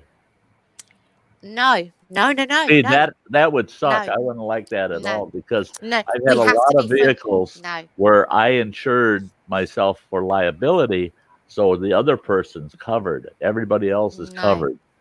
My No, we- vehicle, oh, to hell with it. It ain't worth having No. it comprehensive on it. No, we have to. We have to. In You fact, have it's to cheaper. You It's- have to be no. able to replace your own vehicle. Yeah, well, it's cheaper. It's cheaper to have fully comprehensive insurance rather than third party fire and theft. Third party fire and theft would mean that if you got into an accident, then you would make sure that you were responsible for the other vehicle, but yours would be totaled if it was your fault. But fully comprehensive is actually cheaper here. Fully Well, comprehensive that's means totally it'll opposite of the covered for- U.S. too. I know it's weird, but it is cheaper Yeah. to have fully comp than it is to have third party fire and theft. But it's the whole thing. Public liability is covered, towing, breakdown, everything is covered in like one bundle here. And my insurance per year I've got like a 2017 car, and it's covered. I pay per year. I pay £300, £250 a year, and that Well, that's covers not bad. everything. That covers everything. Yeah, that's not bad. Yeah, which I think for you is about, what is that in dollars? I don't know, about $300 a year I pay, but that covers liability. It covers breakdown. It covers everything. Well, that's nice. Yeah, Yeah. because I But that's pay. how. I Sorry. pay about. I think I'm paying $54 a month for comprehensive. That covers anything, everything. I 54 a month. Yeah, $54.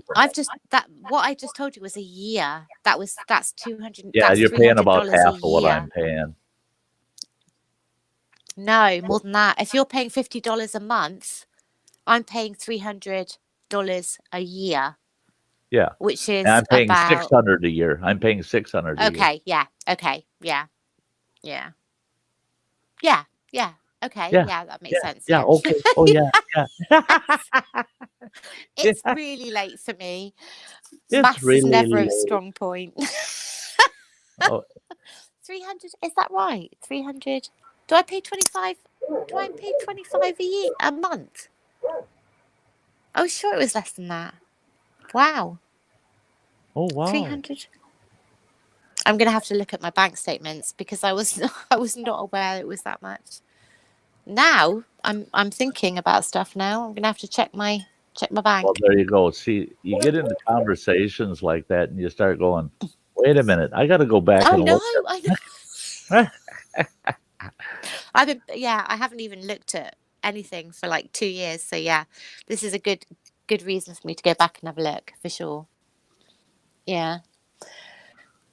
But it is, yeah, no, it's very different. I was that was something I wanted to ask you about, which is really different. The UK, I was watching YouTube videos with field sobriety tests, I think they were called. Oh yeah. Yeah. Yeah. We don't have anything like that in the UK. And I was watching and I was looking at, they take them out of the car and they do this. We don't have, literally, when we get stopped for drink drive, I've never been stopped for drink driving, but when people do, they get a breathalyzer. That's it. But I was watching all these things. They do both here. They'll do the field. Why? Why do do the field sobriety? What's that for though? Because I don't get. And it's because of your form of government there and the structure of your laws. See, here we have our constitutional rights. They have to make damn sure that you were given every opportunity to be presumed innocent on the scene. So what they do is they have you go through the field sobriety, and if you even come close to failing it, then they can say, guess what? You're doing a breathalyzer or a blood test. And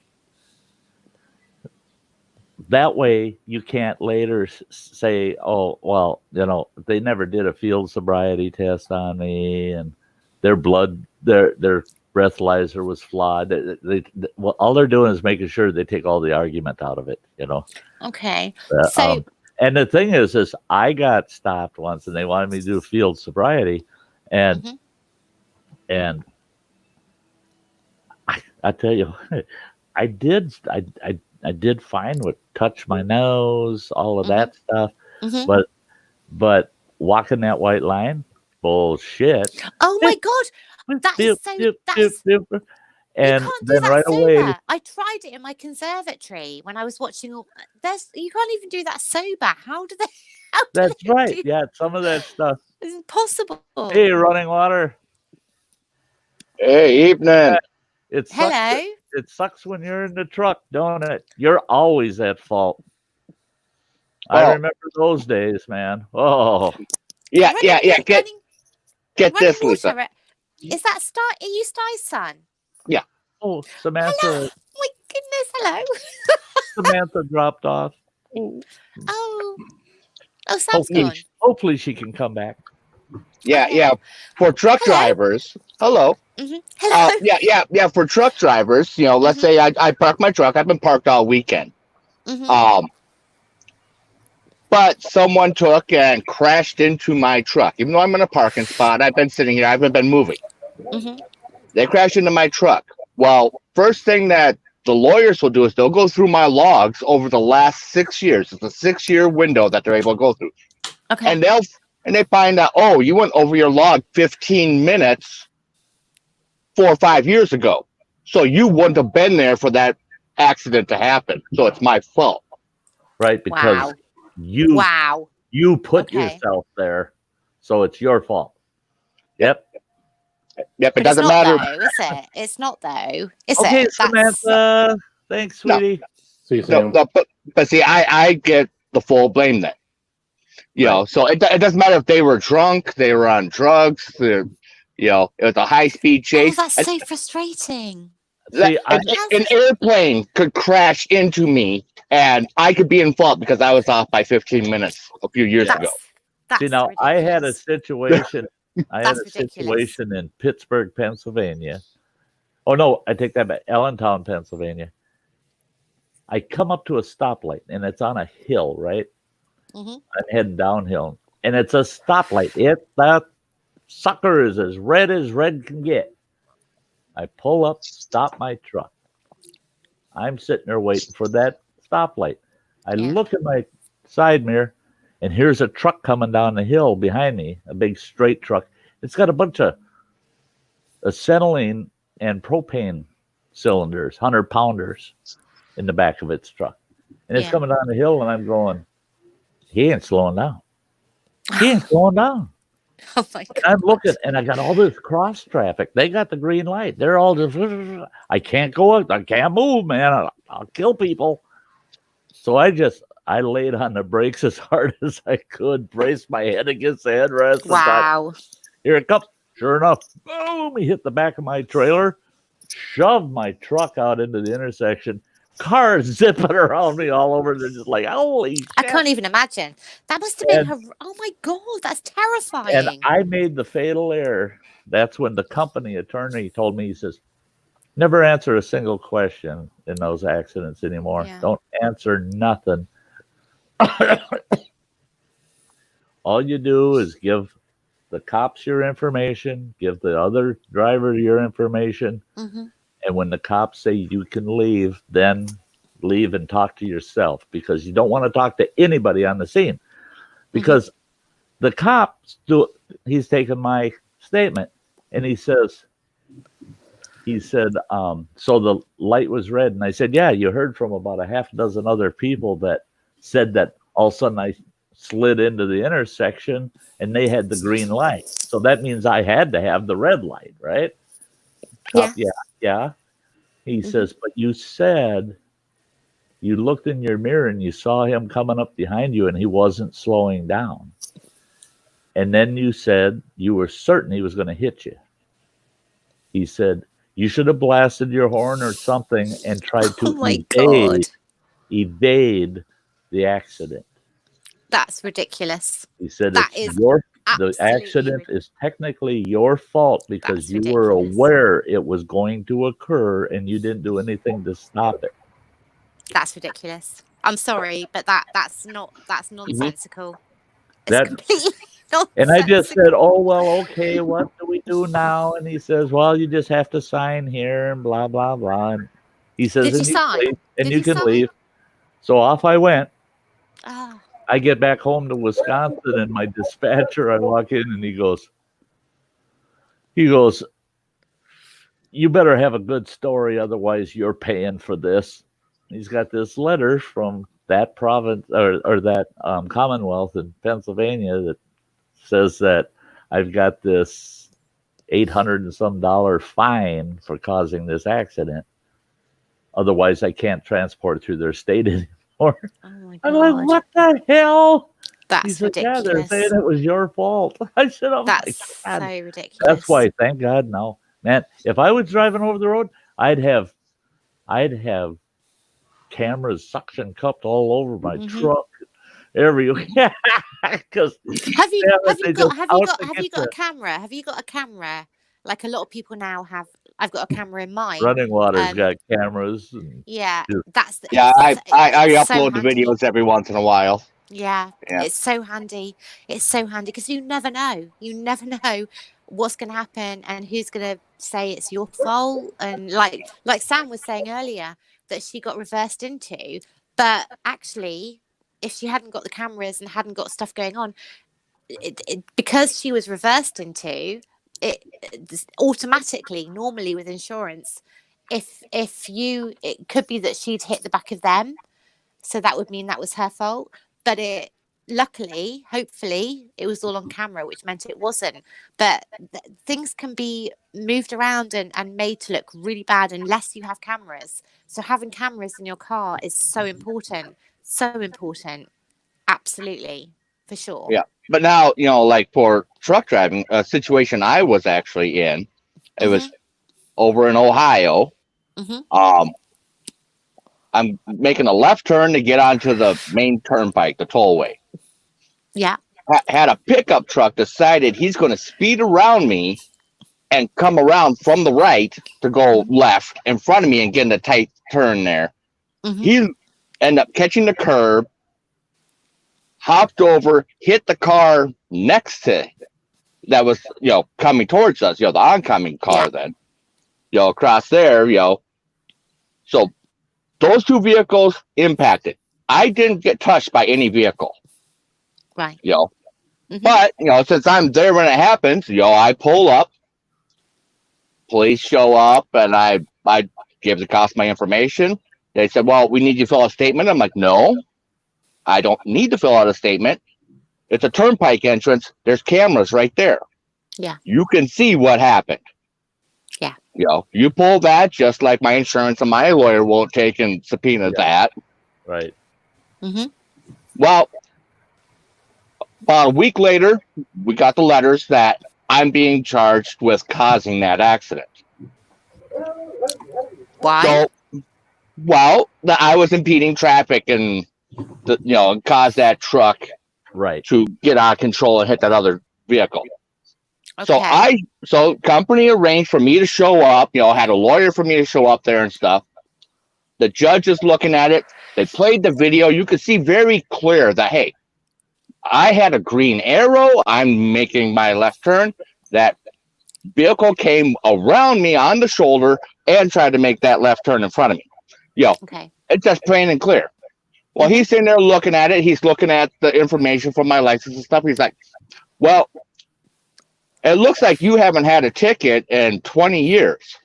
Yep. So that means that you've gotten away with a lot of stuff, so you're long overdue. No. You remember Judge Gallagher here in Bayfield County? No. Oh, my God. He did that Gallagher. to me. State cop caught me at the T here in Ashland, coming down 13 and 2. That's before they put the roundabout in. And he swore up and down I had a rolling stop. And he kept showing me the video, and I go, look, I got spokes on those hubcaps. You can see them stop, and then they roll again. I came to a complete stop. Nope, I don't believe it. I don't see it. What? And he wrote me this rolling stop ticket. Well, it was almost $300. I said, no, I'm going to court on that. I ain't paying that damn thing. No way. And I said, and you're going to produce that video at that court, so you better not delete it, buddy. Because if you delete it, you're going to, I said, you deleted it, it's on purpose. And he goes, well, that's saying accidents don't happen. And I said, well, one thing that's not an accident is I got my recorder right here in my pocket. I was on my way to work, and I got a recorder for all the meetings I have every day, and I record everything I do. And I just click that sucker on while he's going through his whole spiel. So I said, so this whole conversation's been recorded. I said, so yeah, I'll see you in court. That stinking judge, after hearing the state trooper, after watching that video, and the judge watched it 6 or 8 times, he goes, well, he says, Sty, I agree. I can see that how you actually did. Your wheels, all 4, actually came to a complete stop, and then you rolled. And he says, I'm assuming you looked both ways. There's nothing anywhere. And you just, once you came to a complete stop, you continued. I said, exactly. And he goes, however, he says, I looked at your driving record, and this was in 2002, I believe, 2002. And he says, you haven't even had a seatbelt violation. He says since 1981. I'm really sorry, but I'm distracted by the dog. That's all right. That is such a beautiful dog. I'm so sorry. But he found me guilty and made me pay the fine because I didn't have any traffic citations over the years. He said, I know damn well that you've sped, you've rolled through stop signs, or you've done this or that. And he says, and you just never been caught.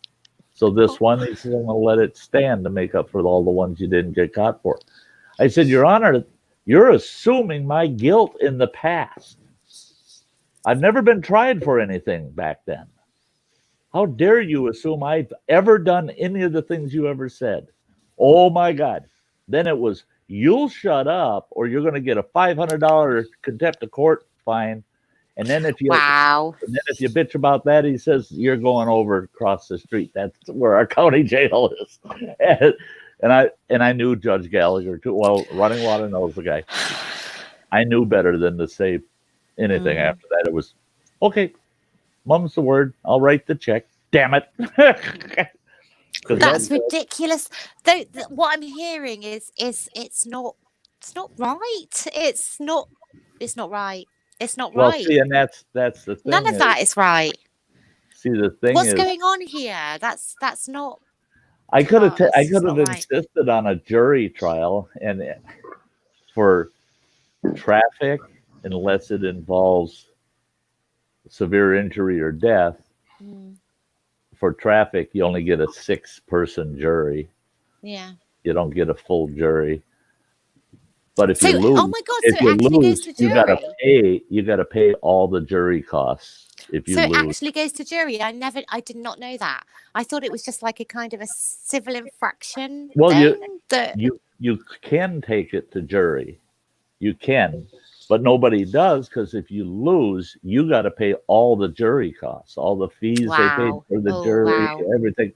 And yeah, people just why add, you know. So very different here. So very different here. It's incredible how different it is. Oh my God. So it's completely, oh my God. That the thing is, this is what you're talking about is traffic violations. It's not a criminal thing, is it? It's an Right. infraction. It's Yeah. an infraction rather than an actual criminal thing. Right. So what on earth is happening where it goes to jury? ANDT. Where that's a criminal thing going to jury, surely. Is it not? Oh, you're guaranteed a jury on any criminal charge. Yeah, but it's not a criminal. Normally, it's not. It sounds to me like you're talking about traffic violations, which is not a criminal thing. Right. So Well, see, how the is thing it? is, it's a whole different world when you're talking about the world. The United States, Yeah, it's so different we have here. Sorry, I'm so certain rights. ignorant about We have this. certain rights as citizens that others in the world don't have. And one of those is right. I don't want to have to run and dig it out of my drawer over there, the Constitution, read it to you. But Yeah, I'm sorry. anytime that you have a risk of going to jail and or a loss over $20, Yeah. in other words, fines, you have the right to a jury trial under our Constitution. Okay. So you ask to go to jury. Is that right? Right. They're not going to give you a jury trial. Okay. You have to ask for it. Okay. Got it. Okay. Otherwise, it's just you go in front of the magistrate. It's just it's a tribunal. It's not a it's not a jury situation. Okay. Yeah. Okay. Okay. It's so very different here. I don't mean to sound ignorant. I really don't. But it's just it's a different world. It's so completely different here. Good night, Freeman James. Your Night. uncle's going to bed running water. Is that your brother? He's my brother-in-law. Oh, bless him. Bye. Yep. Yeah, Freeman James. Yeah, he's only as free as my sister will let him be. You're running water. You know him. You know Rick. Oh, running water. Is that your father? No, Sty's your father. Right. Running water is my oldest boy. Okay, yeah. I remember you talking about running water. I've never met you before, but so it's good to meet you. I've heard all about you. Yeah, I thought, hey, Phil, I thought maybe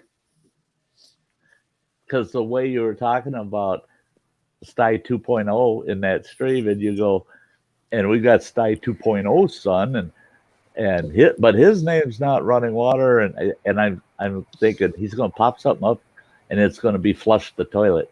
Because that's what that was. We always said that was his middle name. Oh my God, I love his name. Running water is just that's the best. Well, name you heard ever. the story behind that, didn't you? Yes, I did. Yes, I remember. Yes. Yeah, and I do. I tried to raise my kids to be witty. Watch what's going on around you. You can hear a conversation. If you're not part of it, don't butt in, but go ahead and listen because it's public if it's in the open air. And if you need to interject, well, he did perfect that day, man. When I said, oh, we got running water. Hey, running water. Man, he got running right over. How many gallons you need, Dad? I'd heard all about him. He was a celebrity before. This is the first time I've ever met him, but I kind of felt like I knew him before tonight. So it's amazing. It's good to meet you. And then the goofball sitting in his lap. I mean, Bean. Oh my god, that is it's adorable. Got its own Just Facebook adorable. page. I got massively distracted while you were talking because of the dog. What's the dog's name? Bean. Bean. Yeah. Yeah. Wow. Amazing. Yep. Girl or boy? Boy. Little boy. Oh my god. He's just gorgeous. he's He's a so Boston- gorgeous. Boston Beans. He is so gorgeous. He is beautiful. I got really distracted. I'm sure you saw me earlier. I was like very distracted. I was listening to you, Sty, but I was distracted by the dog. So beautiful. Just Yeah, I actually gorgeous. ran into people that knew who he was today here Really? in Walcott, Iowa.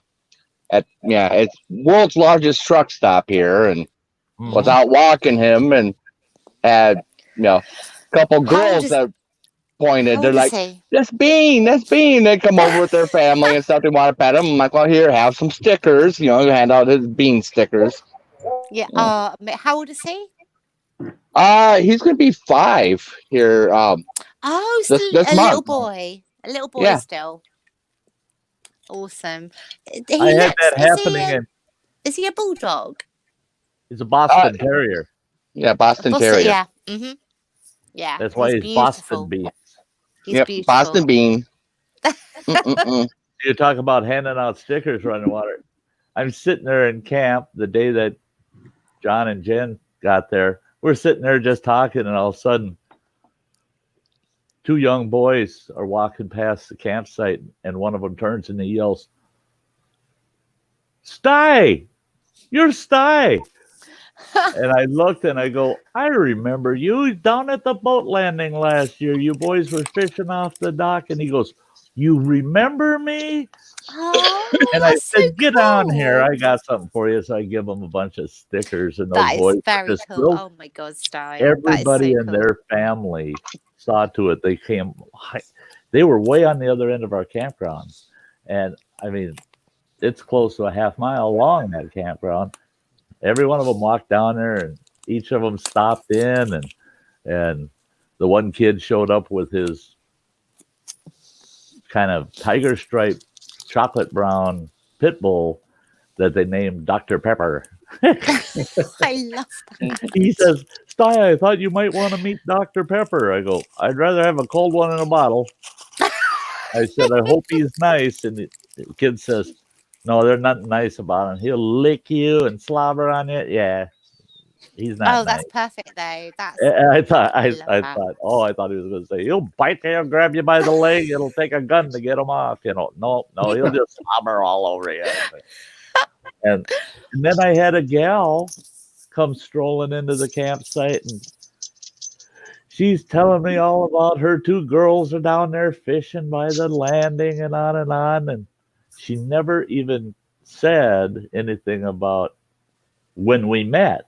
And it was out at that camp over a year ago.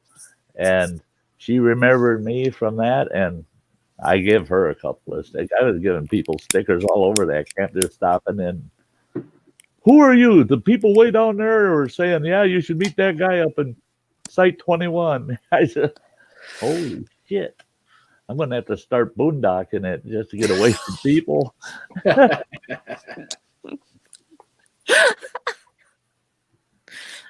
But I got plenty of stickers. wow.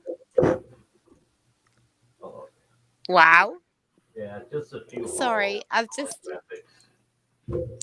see you too. Just a stack there. So I got plenty of stickers. They make good business cards, I found. And then if they, I tell you what, you wouldn't believe how many of them said, "Oh, can you write your channel name on the back of it?" I said, "My channel name is fucking Sty North. It's right on the front. Right on the front of it. You stick it to something, you can't forget what channel it is." Oh. But go ahead, write it on the back. So okay. Sty North. I wonder what his channel is. I still don't have a sticker from you, Sty. Damn it. You'll get one. Damn it. You'll get more than one. Yeah. There's a Will I? holographic one. the holographic ones. I got plenty of those. Wow. So. Have you got my address? Do you Yes, have I my do. address? Yes, you? I believe I do. I believe it. Are you sure? Yeah, and if I'm not, if I, Phil's got my address. Yeah, when I check it, I'll get a hold of Phil because that's where I got it Okay. from in the first place. Yeah, yeah. Because I kept asking you and you never sent it, never sent it, never sent it. I kept asking you, send it to me on Messenger. I never got it, never got it. I get a little message about something else, but no, never. Here's my address, Sty.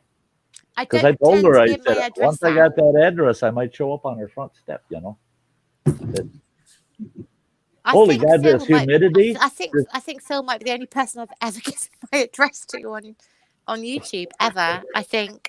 Well, you're the one that gave me permission to give it to Sty because I don't give anybody's address to anybody. Absolutely. Yep. Yeah, he was very clear that he had received your permission. I would not have given because I didn't want him sending it to me either unless you knew.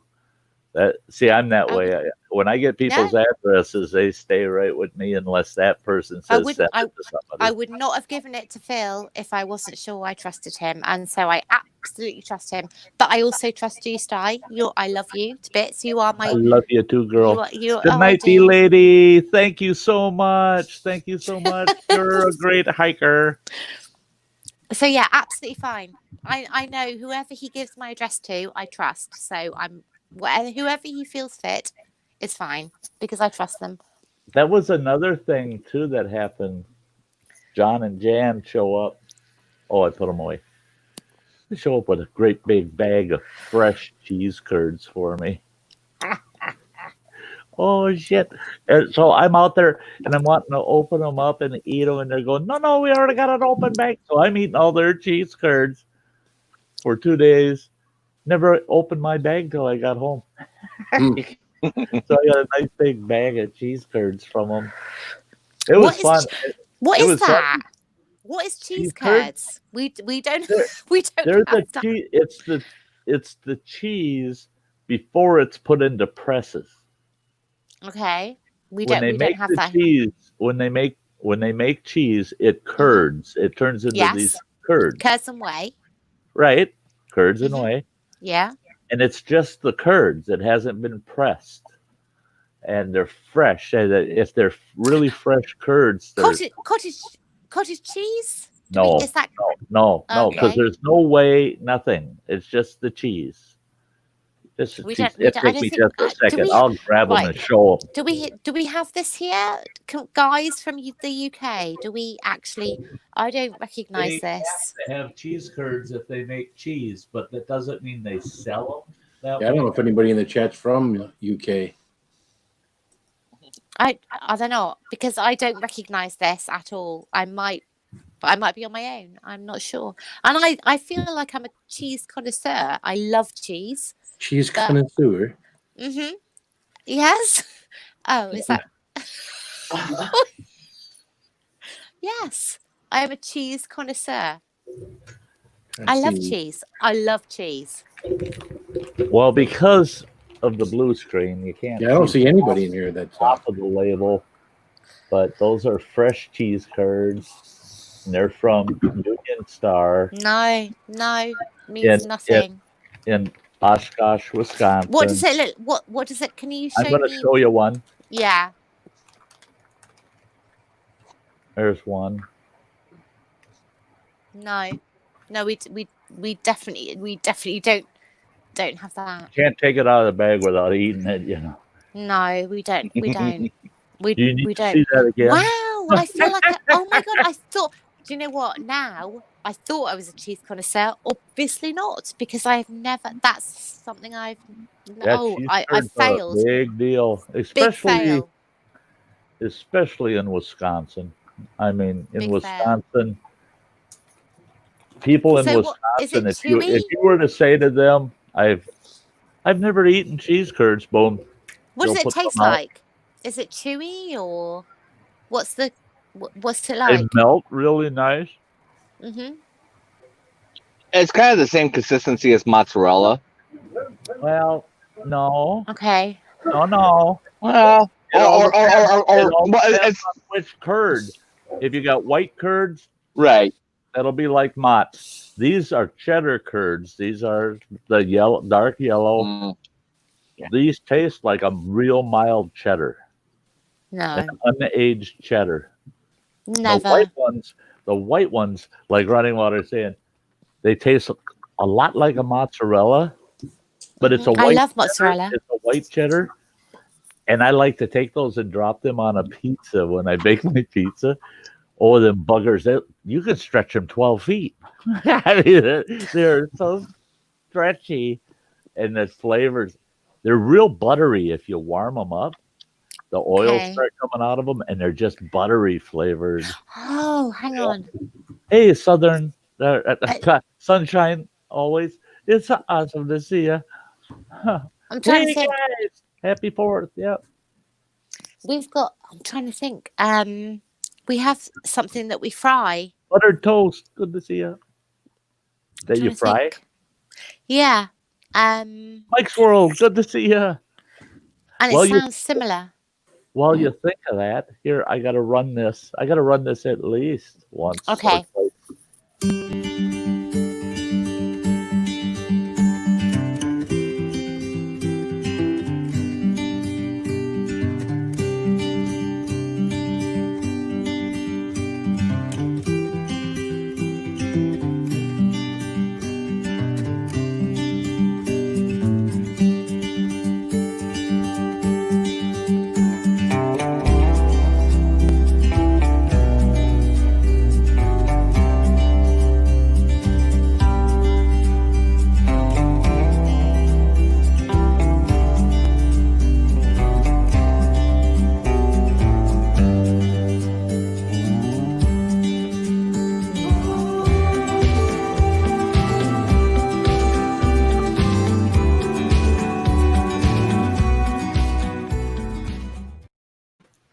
And the camper that wasn't on that list, Mike's World, and 2 new members tonight. We have Samantha Lee's Originals, and we got the V Lady tonight.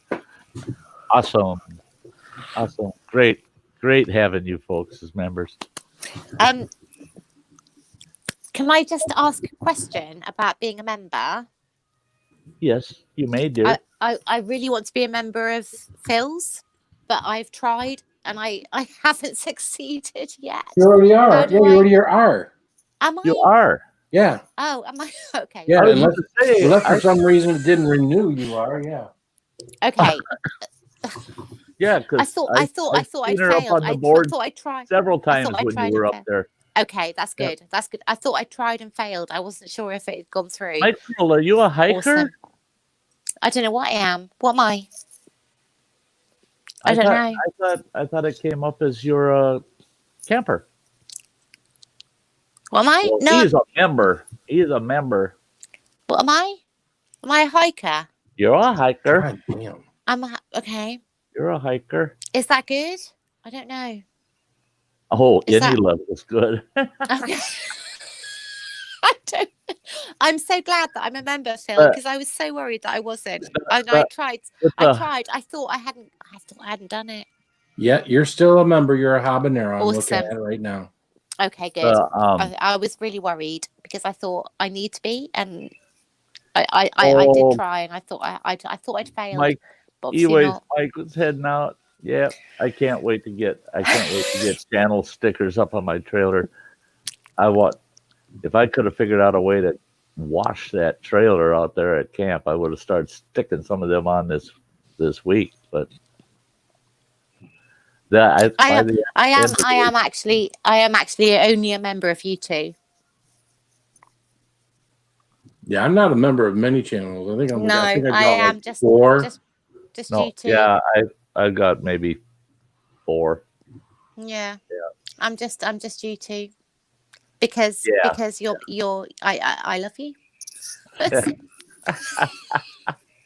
Oh, both of you make us feel so good. That's it though. No, I'm just being honest. That's it. I just love you. So just you two. Yeah, well, we love you too. Always good to see you. I know. I love you. I love you too. Oh, cool, Saucy Shane. Your stickers. Yeah. Oh, yeah. because Shane, you got new stickers. They gotta get on the trailer. Shane sent me a nice assortment of stickers, and I want to get as many of those on the Sty trailer on the adventure trailer as I can.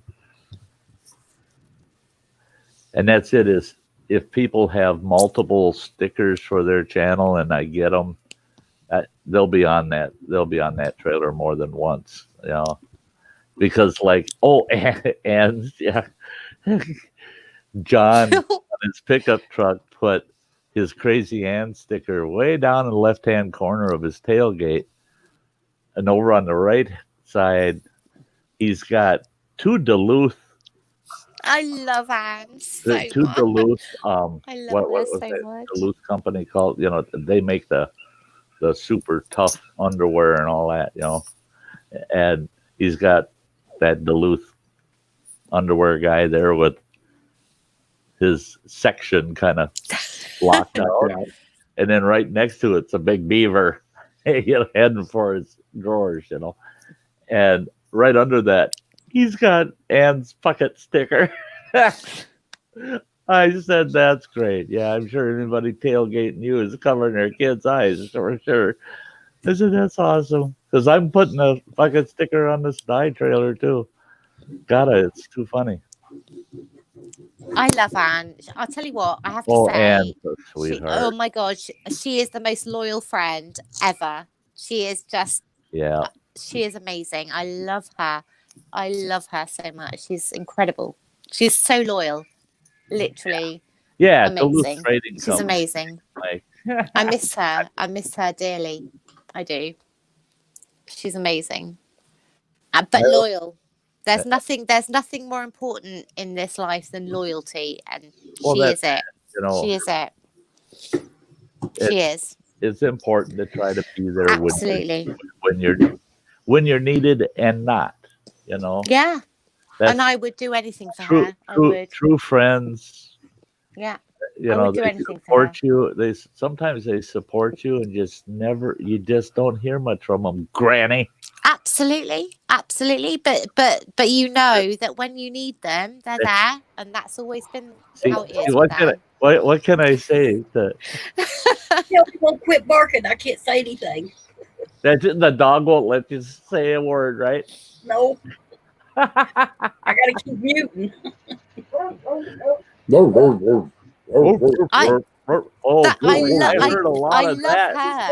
I love her. She's awesome.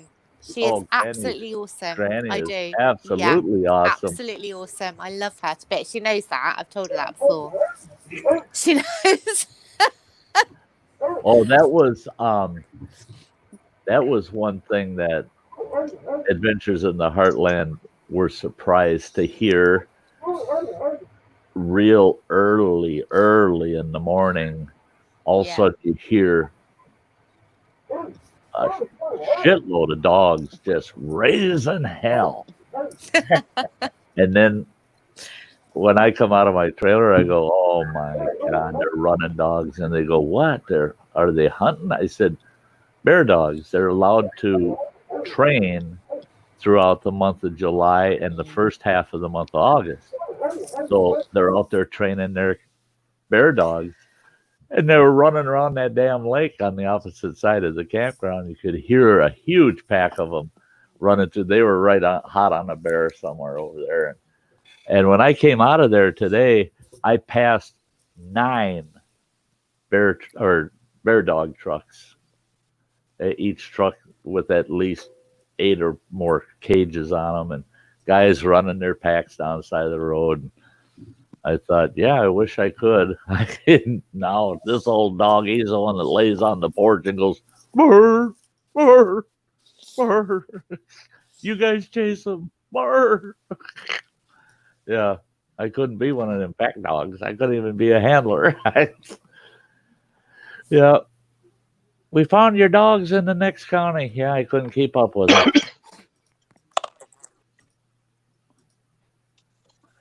Yeah.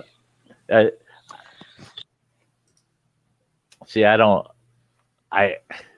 had a deer. I think I caught it on camera. I haven't had a chance to look at all my raw footage, but I had a huge whitetail hop out on the road in front of me coming out of camp, and there was a pack of dogs hot on something just within a quarter mile of there. And I right away I thought, yeah, you could tell by the way that deer was acting and then the way it took off in the brush. The deer are spooked because all those dogs are out there chasing bear. I like the sound of true hound dogs. You know, a lot of these bear hunters, they'll have 2 to 4 good hounds, and then the rest of them are mutts, and you can hear the mutts barking. But the hounds, yeah, you hear that good old hound beller, you know, that brr, brr, they're bellowing out there.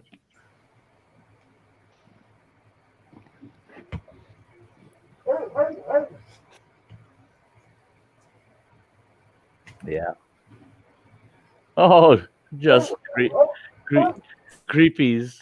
YouTube. Yeah. Good to see you.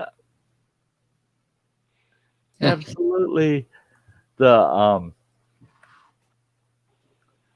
there was a few times out at camp that was itching that, like, man, I wish I could go live. But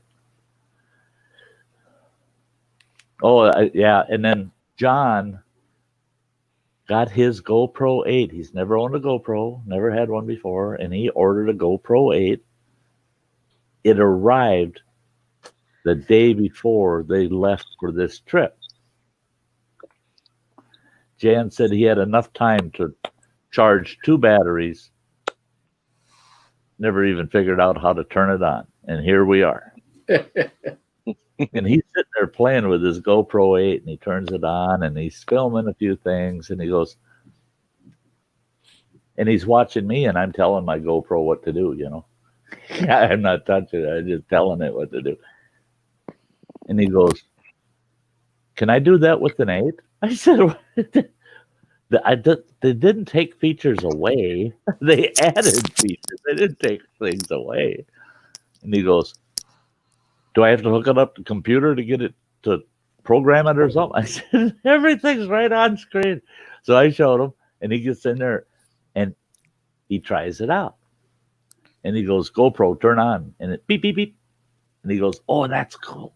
He goes, and I said, tell it to start recording. And he goes, how do I do that? I said, well, the voice commands, if you go down in the preferences, you can go to the bottom and you'll see voice commands. It gives you the whole list. And I said, it's easy. Just say, GoPro, start recording. Mine turns on, his goes, bink. It turns on, starts recording. And I go, oh, shit, sorry, I just turned your GoPro on. And I said, GoPro, stop recording. Both of them, beep, beep. GoPro, turn off. Both of them, beep, beep, beep, beep. He takes it. And I took mine, and I popped the battery so it would clear the commands. He takes his GoPro, he's got it right in front of his mouth, and he goes, GoPro, start recording. Nothing. GoPro, start recording. And all of a sudden, he's getting loud at it. GoPro, start recording. And I said, tell it to turn on. He goes, GoPro, turn on. And he goes, dang it, GoPro, turn on. And I go, GoPro, start recording. Beep, beep. His GoPro turns right on, starts recording. I go, GoPro, stop recording. It stops. GoPro, shut off, or turn off. Turns off. He tries again. It don't like his voice. You know, he's saying it perfectly clear, but it don't like his voice. And it listened to me. So I know they're not watching tonight. They're out in camp. And so I can say it. They ran down to get water down at the well. And while they were gone, I had told my GoPro to start recording. And I heard his come on. And it was over by his camp chair. So I went over there, I grabbed it, and I pointed at it. I go, hi, John. Hi, Jan. You should be at camp. Wow, this is cool. You know, it's good to see. He don't even know that file's in there. So I can't wait till they're done with their vacation, and then they message me and go, what were you doing using my... Sty? Yes. I have to go to bed. I have to go to bed. It's really, I have to go to bed. I'm so sorry. I want to stay. I so want to stay because it's amazing. I'm loving everyone here, but I have to go to. I am so tired. I should have gone to bed hours ago. To be fair, it's fully understandable. Fully, but I have to go to, yeah. It is. I don't know what the time is. It is. Oh my God! It's 3:20 in the morning. Yes, that's why I'm so tired. That's why. 3:20. So yeah, I need to go. Hey, thank you, sweetie, thank for you. being here. Thank you. Thank you so much for having me. It's so good to see you. Bye. Get her done, Granny. Love you. So good to see you. Phil, as always, I love you, my darling. Always. Running Water. Good to meet you for the first time. Heard all about you, but it's so good to meet you. I'm sure I'll see you again. Lots of love. God. He just fell off the dash of his truck. Oh, did I do that? Was no, that me? That's him. He just fell off of his dash of his truck. Running Water, it's lovely to meet you. He's you. as clumsy as I am. You have a very good. Thank you so much, Sty, for having me, night. and I'll see you soon. Thank you so much, everyone. Sorry, really bad signal here. Trying to get this thing to. Hi, Lisa.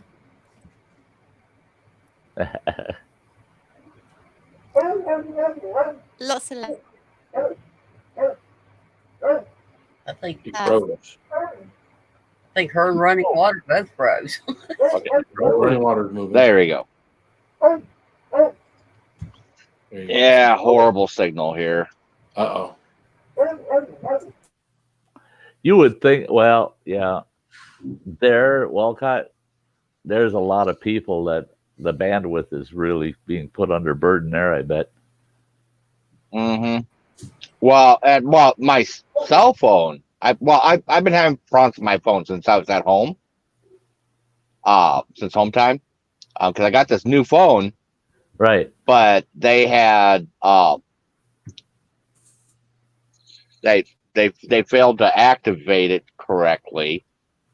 So okay, fighting Verizon on this. See you later. You should get a load to Maine, and you and Sty come up and hang out. I am not going out on the road with him.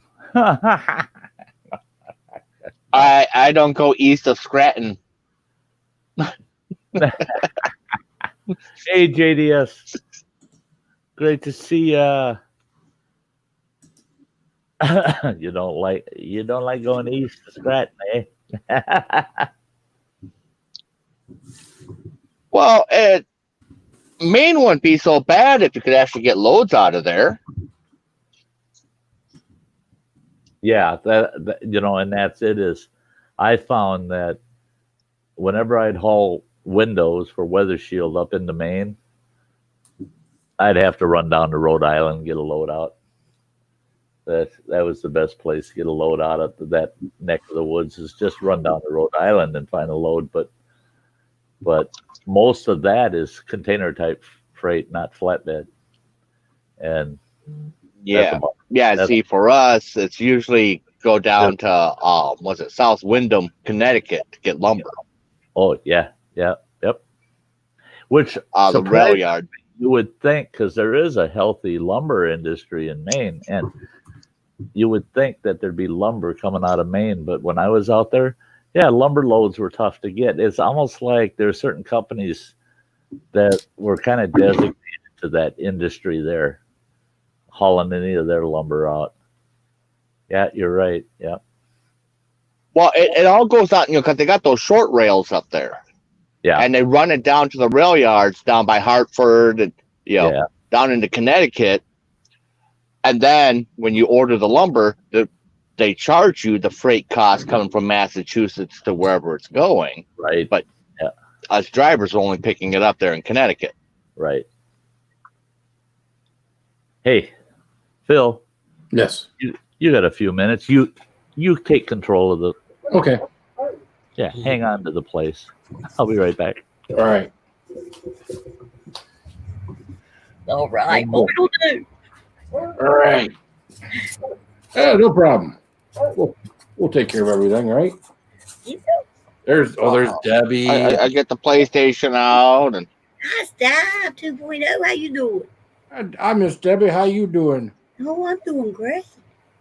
Can you see my stick from down there? Yeah, I can see that. You know what the best feature you got, Debbie? That's the top of your head. Yeah, your stick's your best feature. Oh, jeez. Debbie, you better behave, girl. Jesus I Christ. tell you. You get out that keyboard you got there, running water? yeah, PlayStation. He's trying to type something with his controller here. Yeah, he's playing something there. Oh, yeah, yeah. No, I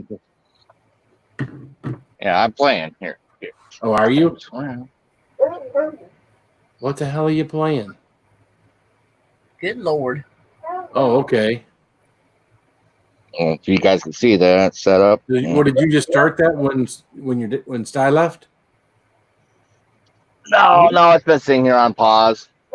Oh, okay. I've been playing since about 4 a.m. Holy mackerel! Oh God. You must be bored. Now you said that's the world's largest truck stop. How many parking spots does it have? They have it's 450, I think, truck spots. And then there's like 70 RV spots in here, and it's like a mall inside. They got a full food court in there. Oh, okay. Yeah, inside the truck stop. Yeah. Full food court in there. Iowa. Walcott, Iowa. It's over by Davenport. Okay. Quad City area. Yeah. Wow. Yeah, and it's what? Not this weekend, this coming weekend, but the weekend after. They usually have the Truckers Jamboree out here. Oh, okay. Which, for drivers that are actually hauling, they avoid the place because it's like a truck driver Sturgis out here. Right. They'll have a country music show and all kinds of fancy rigs and vendors out here, showing off the new tech. And it's almost 100% owner operators. All the owner operators, they got to show up, and show off their rig, and it's, and that place has been that for a long time. I was going to say, heck, back when I was driving, they had close to 400 tractor trailer slots at that time. So, yeah. Well, they're currently expanding. Because there used to be that big hotel on the back end of the lot. They tore that out, and that's being turned into parking lot out there. Oh yeah. With shore power posts for the trucks. Sure. So, so you can take plug in, get air conditioning, and all that fun stuff. I still say that sucks. You guys aren't truck drivers anymore. You're just great big giant RVers. I mean, shore power for your truck. No such thing when I was driving. Shore power for your truck was, leave her run all night. Yeah, there you go, Phil. Thing lights gets all lit up and. Yeah, my son's a gamer. He's got he's a PC guy, and he's got a keyboard that lights up and does all sorts of crazy stuff. He can basically sit there in the dark, and in his room and nothing but the monitor and his keyboard and be, doing his thing. So. Yeah. Oh, Sty, you got to make sure to stop by and pick up your package. Oh, that's right. You said that there's a package that was coming Friday or something. Yeah. Joe said he set it off to the side. So told him that it was for you, so he made sure it didn't bury it in my piles. I was going to say, well, set off to the side on what big pile of boxes? I mean, this guy, every time I'm over at his place working on the trailer, there comes the mailman. He's lugging packages up to the porch. And here comes the UPS guy. He's lugging packages up to the porch. He's got a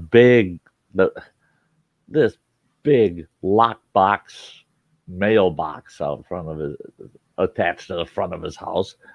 I mean, it looks like something that'd be outside your post office, you know. And it's got a big flat top on it. I'll go there and I'll go around to the front of the house, and there'll be boxes piled all over the top and beside that damn mailbox, that big mailbox.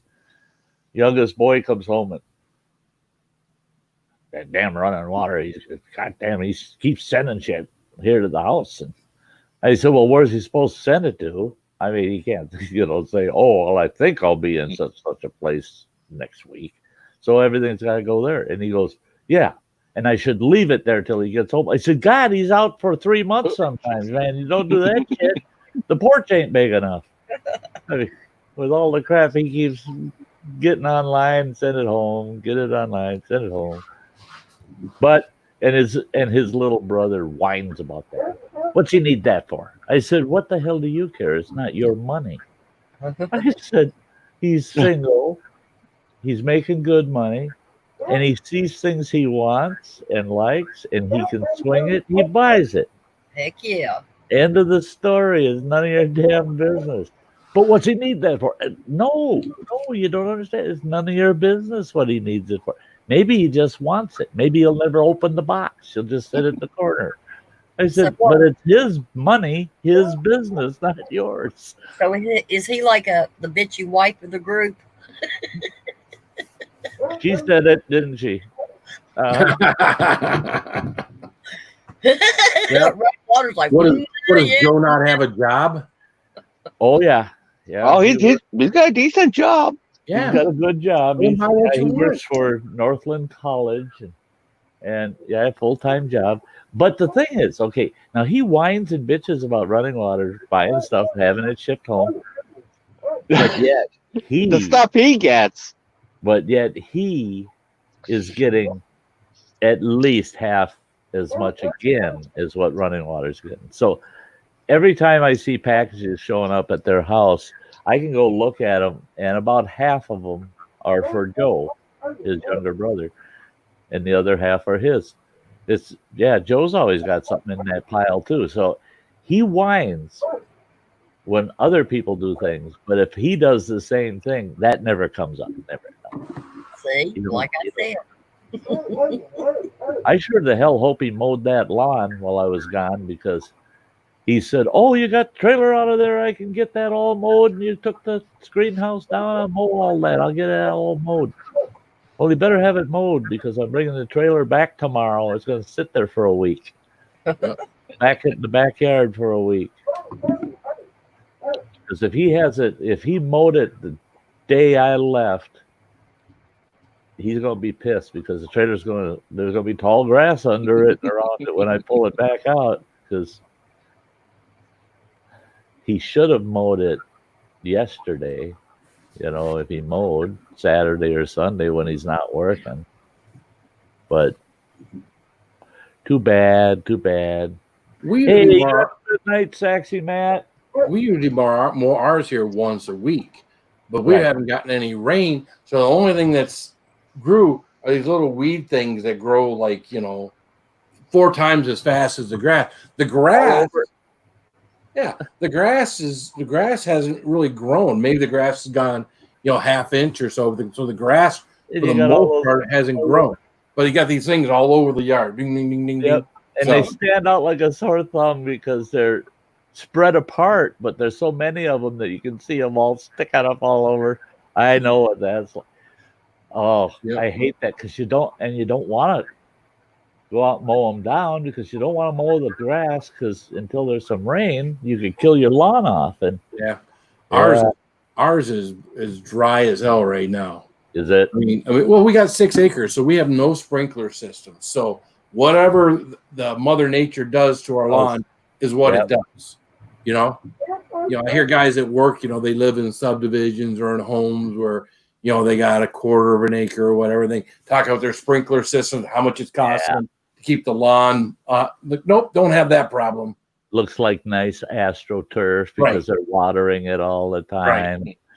Yeah, it sounds like back in the Twin Cities. Which a lot of, in those subdivisions, you kind of had to do that. I remember being a kid growing up, We, of course, we didn't have an in-ground sprinkler system, but Dad always had the sprinklers that he put out in the yard and whatnot. And you keep it nice and green, make it look respectable like the rest of the neighbors and whatnot, So yeah, our yard was about a full acre, and remember Spring Park, running water, Grandma's place, and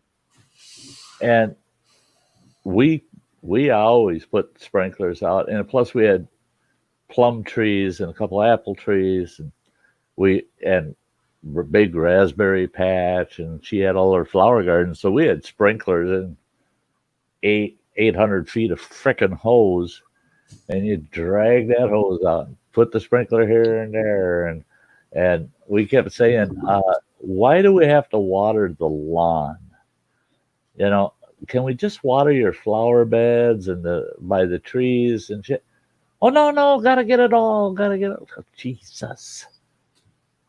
Well, that would have come to an end if my dad was kind of a smart character too. When they finally put city water and sewer system in, they had to certify that you abandoned your wells.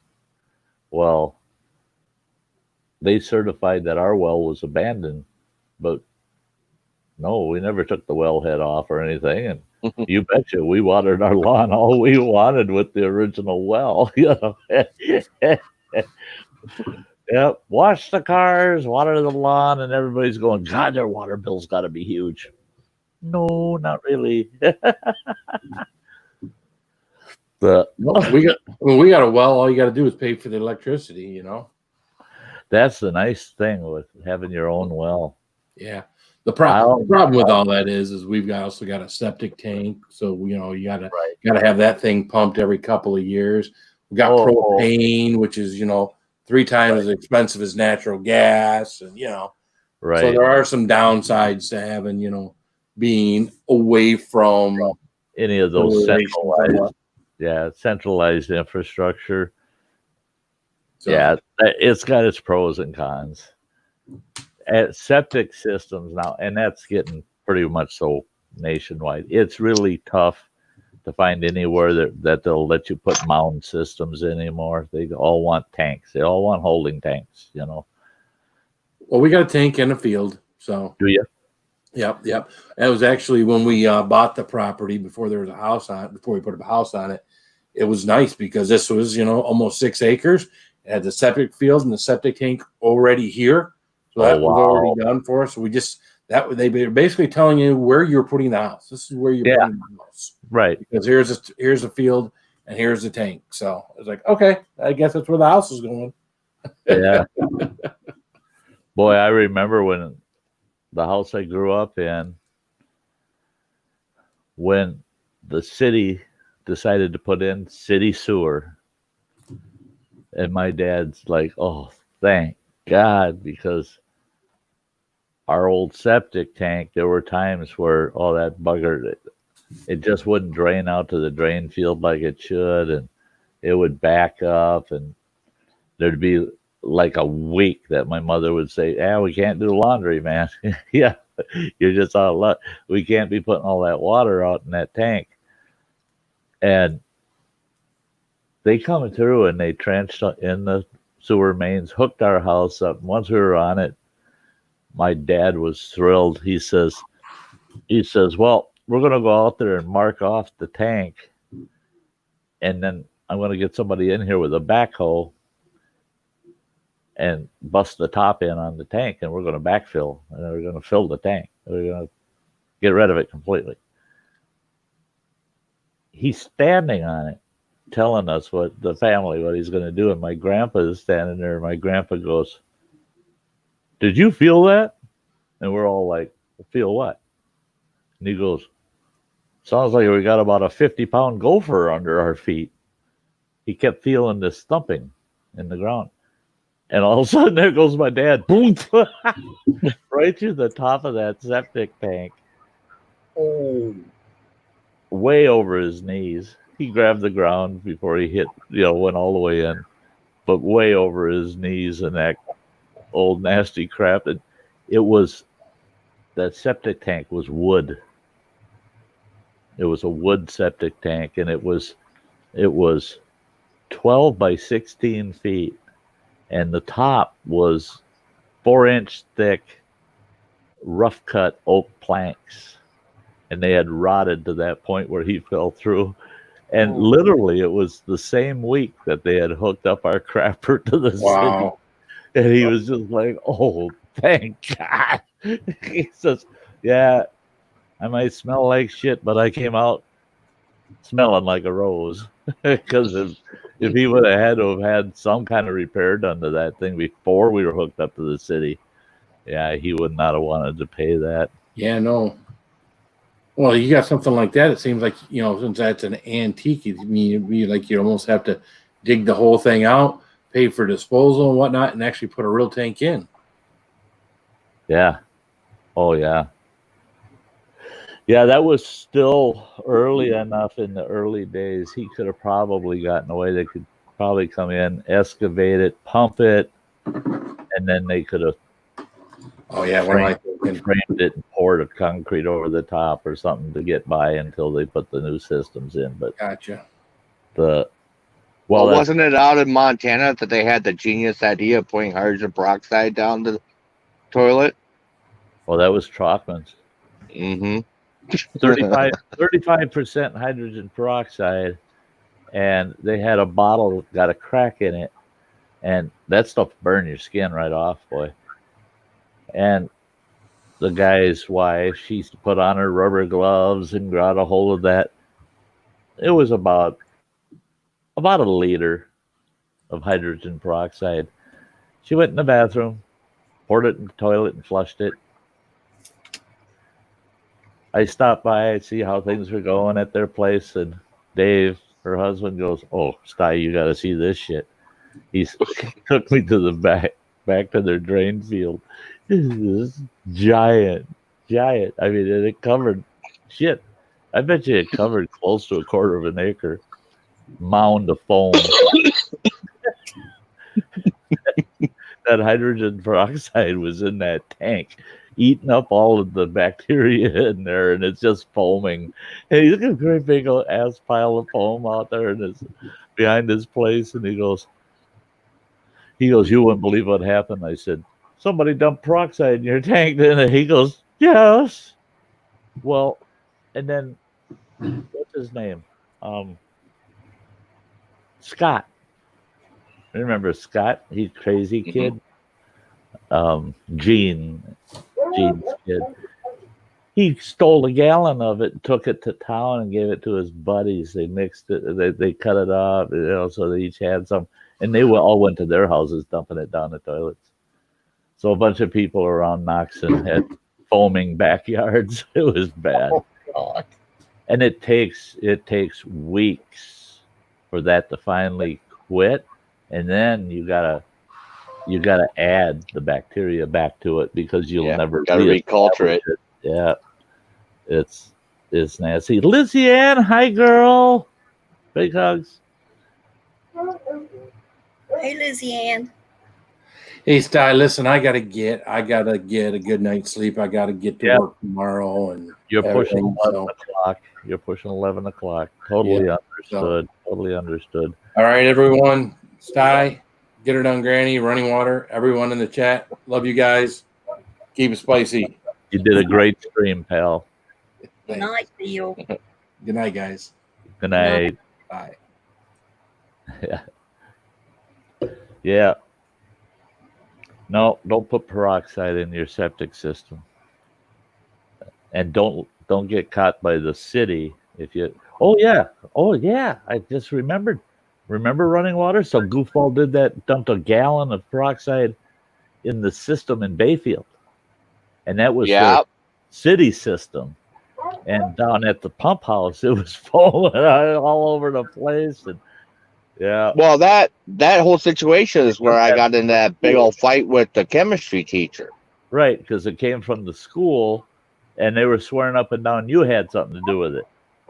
Said I had something to do with it. I said no, that I don't need to because I have easy access at home to peroxide. Yeah, Well, you then they wouldn't took and put it in the morning newsletter and the announcements for all the classes that that it's dangerous, it could burn the skin, that whoever has it, you should take and dump it down the toilet. And I was like, Yep. oh no. Yeah. And I went talked to the principal, told him no, you gotta tell people don't do that. That's bad. Right. I remember that. And she was saying, I don't know what the heck I'm talking about. And it's like, Well, and that's the thing is that's when I got called by Don Anderson, the superintendent. Mhm. He says, Sty, come down and talk to me. He says, we got this hydrogen peroxide issue, blah, blah, blah. I said, yeah, I'll stop by. And I stopped in and talking with Don, and he goes, I'm sorry, but our principal, how she can be. And he said, she thinks running water he's the kingpin on this thing because he knows too much about hydrogen peroxide. And I told Don about how out in Montana, we had 55-gallon drums of 35% hydrogen peroxide. After talking to Don, he goes, well, okay, let's just let her spew her steam. He says, I sure am not going to push for running water to take any responsibility. Obviously, he not only knows better, he knows how much damage it could do dumping that down a toilet. I said, that's it. I said, that's one of those cases where a little bit of knowledge can get you in a lot of trouble because they were thinking, oh, he knew what it would do, so he sabotaged the city system. And I told him, I said, no. I said, first of all, and I said the same thing. He wouldn't have had to have stole it. I got probably 4 gallons at home. He could have just taken a gallon from at home, and we probably wouldn't have even missed it. And yeah, so that was pretty funny. yeah. Well, that was her last year there. The chemistry teacher, Einstead. Right. Yeah. Oh yeah. The good old lousy days. Mm-hmm. That and then locking horns with Spencer. Oh yeah. History teacher, taking and failing me in government class. Yep. Well, you can't be constitutionally correct with somebody that was taught to not teach you that, to intentionally avoid being correct. If it don't come out of this book, it can't be right. End of story. Well, now wait a minute. There's a lot more story to this. And you got a history teacher that's saying if it's not in my history book, it's not true. What a dope. Well, yeah, he was the one that had said, it was Bob Lind at the time that was principal, but told me that it doesn't matter what the facts are. What matters is what he's teaching. Right. That was the whole thing. Is they were taught to teach out of the approved text, no matter how wrong it might be. If it can be proven wrong, doesn't matter. If it's not in that approved text, that you teach out of that, period.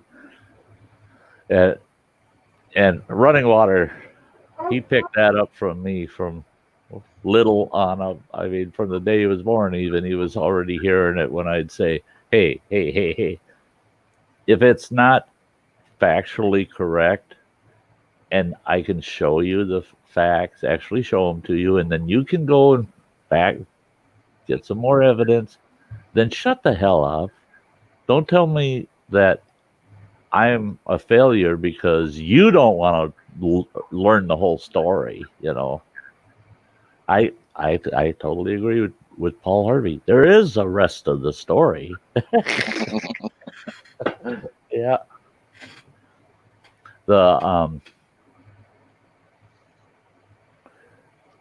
Yeah, we'll probably be wrapping up here in another 10 minutes or so.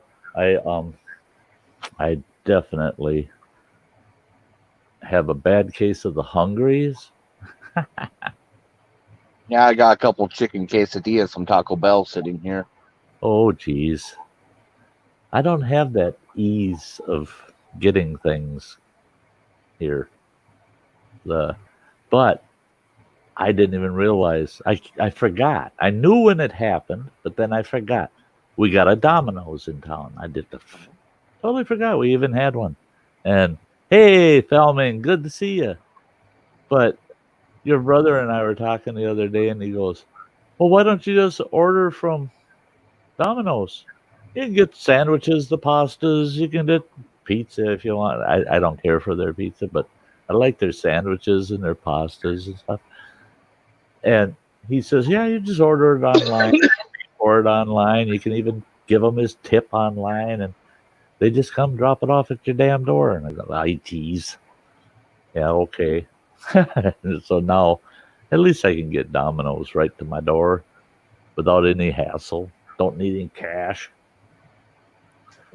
I did that a few times when I was home. You know, Joe, he's like, I don't get Domino's, don't get Domino's. But yeah, sure enough, when he got there, he ate it.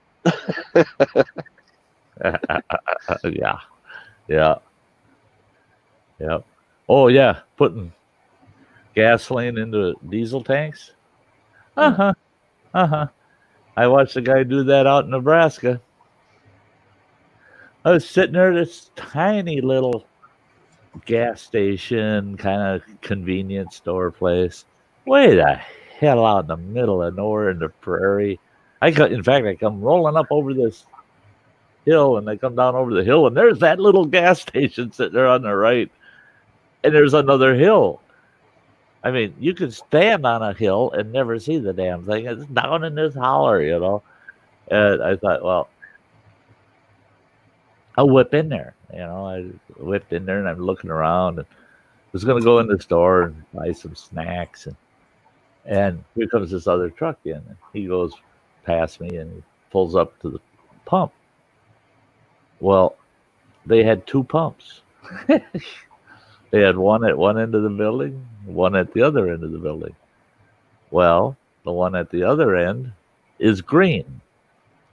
Guess what? Diesel fuel. Oh no, he pulled up to the white and red pump. And he puts the nozzle in, gets it running, and I watch him. He goes around, and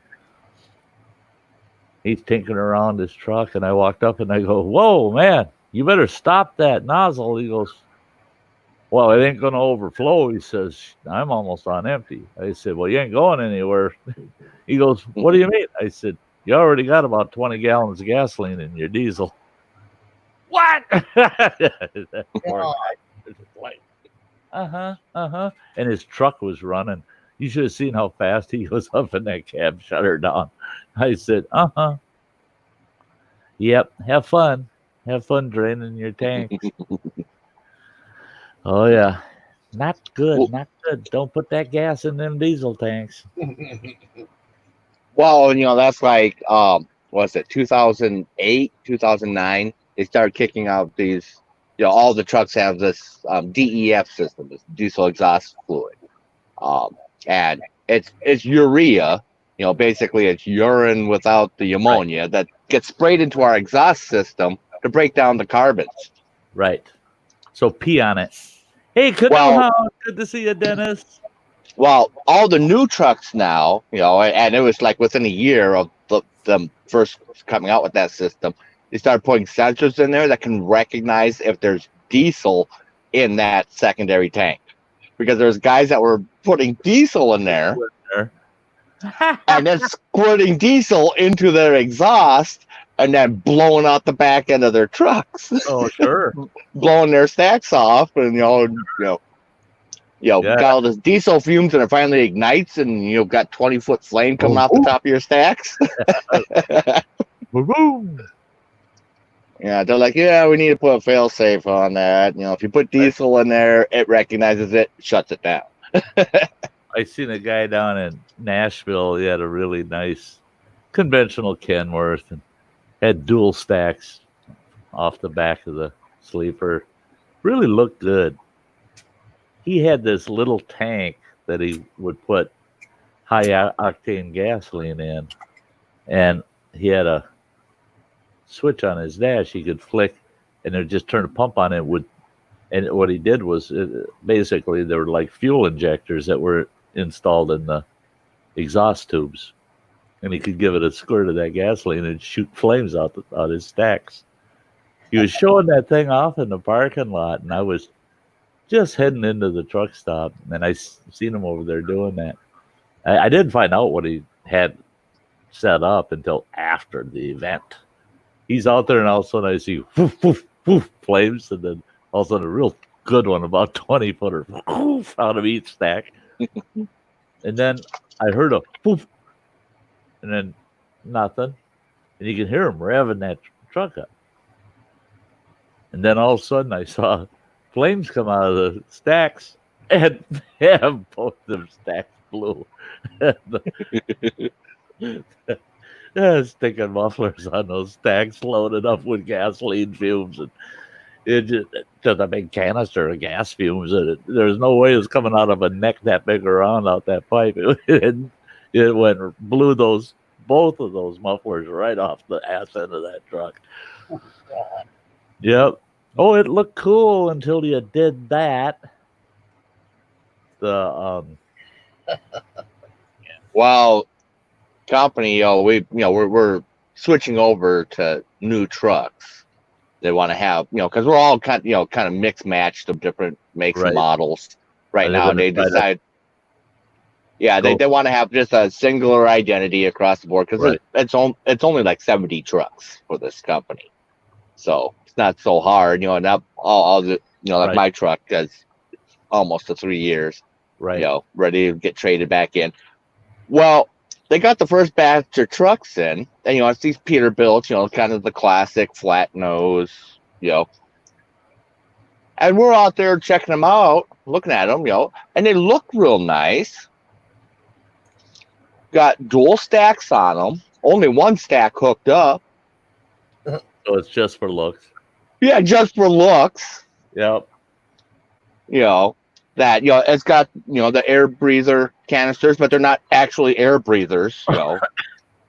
It's like, okay, you spent all this money on that extra chrome and stuff. You could have saved all that money and gave us bonuses or something. Right.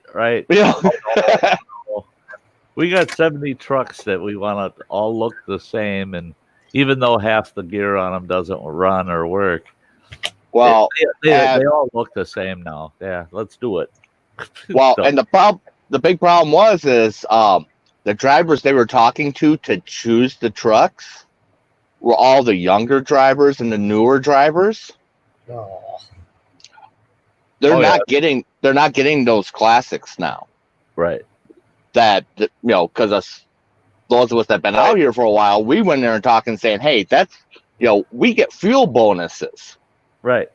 That flat nose is going to cost you an extra $1,200 a week in fuel. That's cutting into my bonus. Hey, give me an aerodynamic truck. I don't care what it looks like as long as it pulls the load. Right. Well, and that's it. Is you want a truck that's efficient. That I caught hell back when I was driving when I had that. The one Freightliner I was running, the last one, in fact, that 82 Freightliner, even though it was a flat nose, the engine tranny combo in that was awesome. I was running between 6 and 9 miles a gallon in that thing.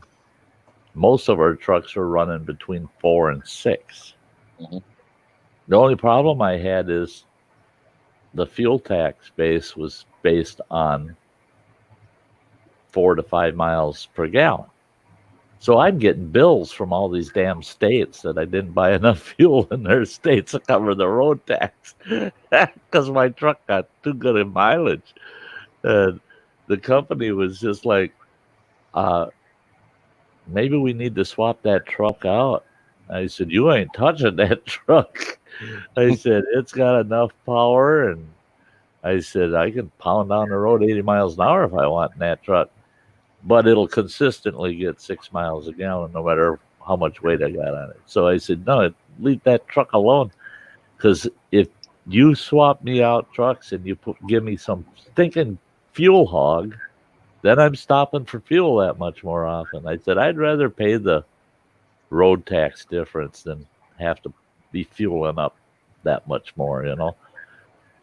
At least that company understood, you know, listen to the drivers, the senior drivers, the guys who have been with them for long enough, and don't listen to the new guys because all they wanted was looks. They just wanted their truck to look this way or that way, and they didn't care how it performed. Well, most of them didn't even know how it should perform.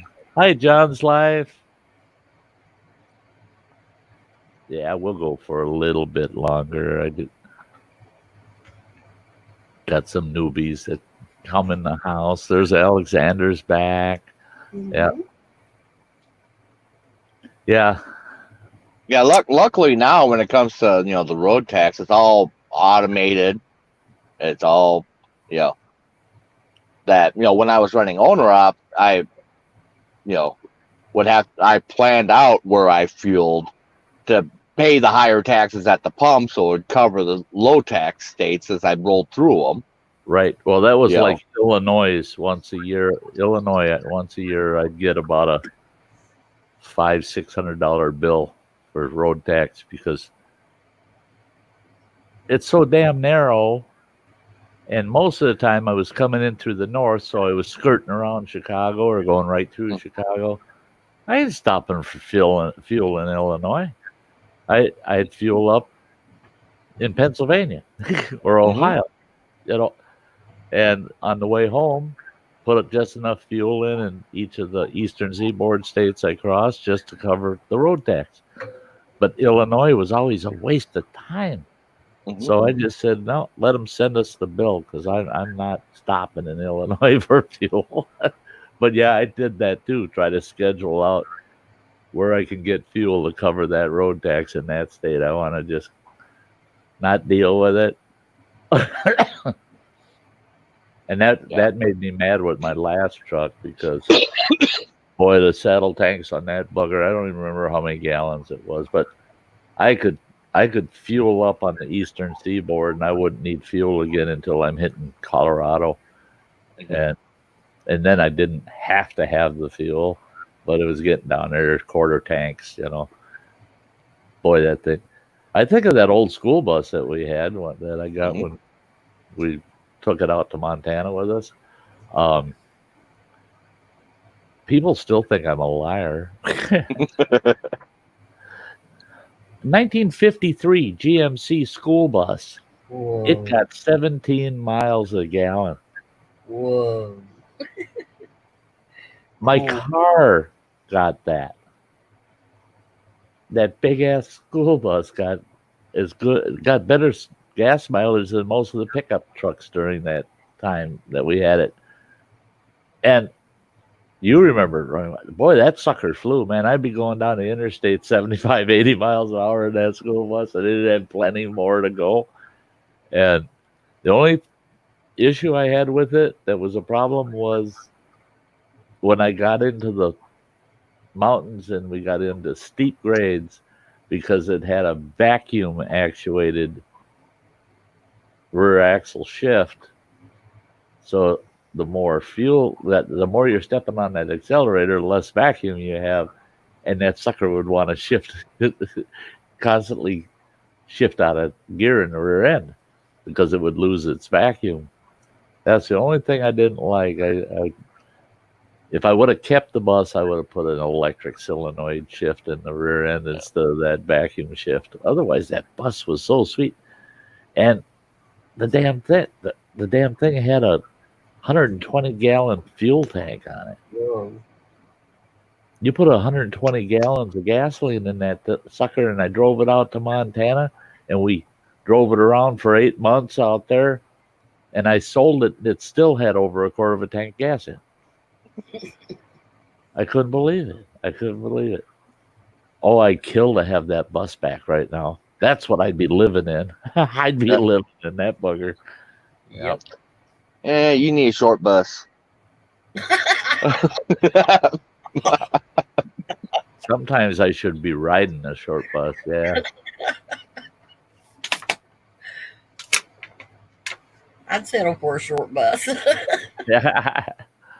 Actually, a short bus would be nice. Would be nice. I had a chance to buy one from the last tribe I worked for, and kind of wish I had. But, I still would have had to tore all the seats out of it and done the conversion because it was, still a passenger bus. But they sold it cheap. $600. They sold that bus for. Poor dumb morons. It had brand new rubber on it about 3 months before they sold it. They put it up for auction. Nobody wanted it. And the highest bid they got was $600, and they took it.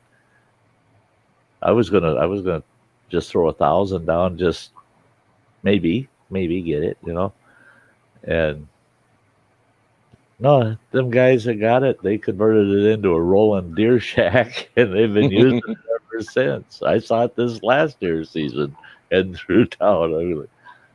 Still running that old beast. And it was nice. It wasn't rusted out or anything. Yeah, it was pretty good.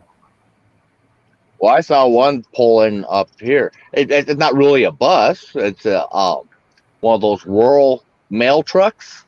The medium-sized mail truck. Yep. But they put windows down the side. They had it set up like a little camper, but they painted it like a school bus. And I mean, overall length is only like maybe 15 feet. It's the ultimate short bus.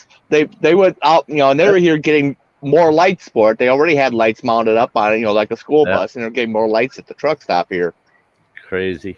It's like, yeah, people got too much time on their hands. Yeah.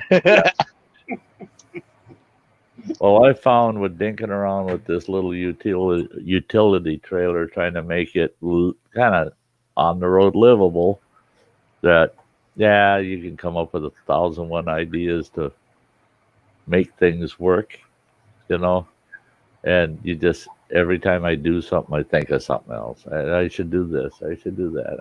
Oh God. I did have a guy at camp the first day I got there. He saw me pulling in, and he come down to the campsite after I got backed in. He goes, God, I like your trailer. What did you do here? And I showed him. It was a mess because it had the kayak in it, and gear on top of the kayak. And I drug the kayak out so you could get a better look. And he was telling me, he says, well, I got a 26-foot Jayco travel trailer. I'll trade you even up. I said, and why would you do that? He says, because I watched you back that thing in here. He says, that thing's sweet. He said, you can put that in any one of the campsites here, even some of these little tent sites, you can get that thing in there. I said, that's why there's no trade. I don't want no 26-foot trailer behind me. No. It's comfortable. Nice big 26-footer is comfortable, but no, I want to be able to put it where I want. Yeah. They do have one campsite out at Black Lake that's not on the lake. It's on the opposite side of the road. And I walked in and looked at it, and it's got a long entrance going to it. And then you'd have to jackknife your trailer around the corner, actually. And you might see the very front end of it, the tip of the front end. Otherwise, it's totally behind trees around the corner. And the screen house off to the other side on that campsite, you wouldn't see that up that drive into it. And you park your truck down towards the end of it. Hell, they'd never see you up there. I thought, and it's so shaded. I thought, oh my God, it's nice and cool in here. It's nice. It's not on the water, but it's close to the boat landing. I could just haul the kayak down whenever I wanted to go paddling. So I'm thinking I might try that site out and see if the trailer fits in there like I'm hoping it will. I think it was intended as a tent site, but no, trailer's small enough. There's a couple I see out here in Walcott every once in a while, and they all they do is they travel around to the truck shows, and they're little people, dwarfs. They got this small little Love's pickup that they converted over to look like a Peterbilt, and a short little semi trailer that they made was like the little pickup truck fifth wheel hooked up to it. All they do is they show up at these shows and they do custom embroidery. You want a stitched shirt or a hat or whatever. Sure. Yeah, but there's a small little couple driving this miniature little semi truck. Yeah. With their little miniature sleeper, and yeah. I can guarantee you, absolutely guarantee, and nobody can convince me otherwise. They could have picked a better truck than a Chevy Love. Oh, I agree. That little piece of shit. I bought a brand new one, and within 3 months, I wanted to burn it. What a piece of junk! And I knew 3 other people that bought them too. The one guy, he bought a really tricked out one. I mean, that sucker had 4-wheel drive. Oh, that was a bigger piece of junk than the 2-wheel drive I bought. They are junk. And mine had the 5-speed transmission in it. They came stock with a 4-speed in them. Holy God, you'd have to be running at about 6,000 RPM to do 55 miles an hour with a 4-speed in it. With the 5-speed, if I hit 60, that sucker was running at about 3,600 RPM. Just whining. Whee! Down the road doing 60. And you couldn't bump into it without leaving a dent in the son of a bitch. My truck had so many pock marks on it, dents all over. Hit a June bug, and now you got a big old dent in your hood. Yeah. and they look neat. It was comfortable to drive and to ride in, except it had no power. And they wound tight just to go down the highway. Getting on the interstate with it was scarier than hell. And I had a topper on it. And my God, what a difference that made. Because if you got an open box with tailgate up, it just about stop your truck. Put a topper on it. Now it's a little more streamlined. And I didn't like, because that's partial frame. That truck is a partial frame truck. It's not full frame. It's got unibody in it. And boy, don't bring it to Minnesota or Wisconsin. It's going to break in the middle after a couple of years. It's going to rust out. And yeah, I can picture it, someone using it as a base to start off with to build the rig like you're talking. Yeah. I know they had to do a lot of modifications on it and add-ons. Oh, I'm sure. That and probably only 5% love anymore. Right. Yeah, I love what I made out of that truck. Yeah. That's why it's a love, because I made something out of it. The best one I ever seen was a guy had a half-ton Chevy. It was a early model. I don't remember what year though. Well, it was just a half-ton Chevy, and I couldn't believe the motor. the diesel motor he was running that truck with, and he had tore the body off, rebuilt, looked just like a Peterbilt, but it was a half-ton Chevy chassis and everything. And he even put it was weird because he had cut the box down so it narrowed the box real narrow, and it just barely rode on the frame. And then his fifth wheel was right there in the center of that. And he pulled a little trailer behind it, looked like a little semi-box trailer. But the motor in that was a reefer motor.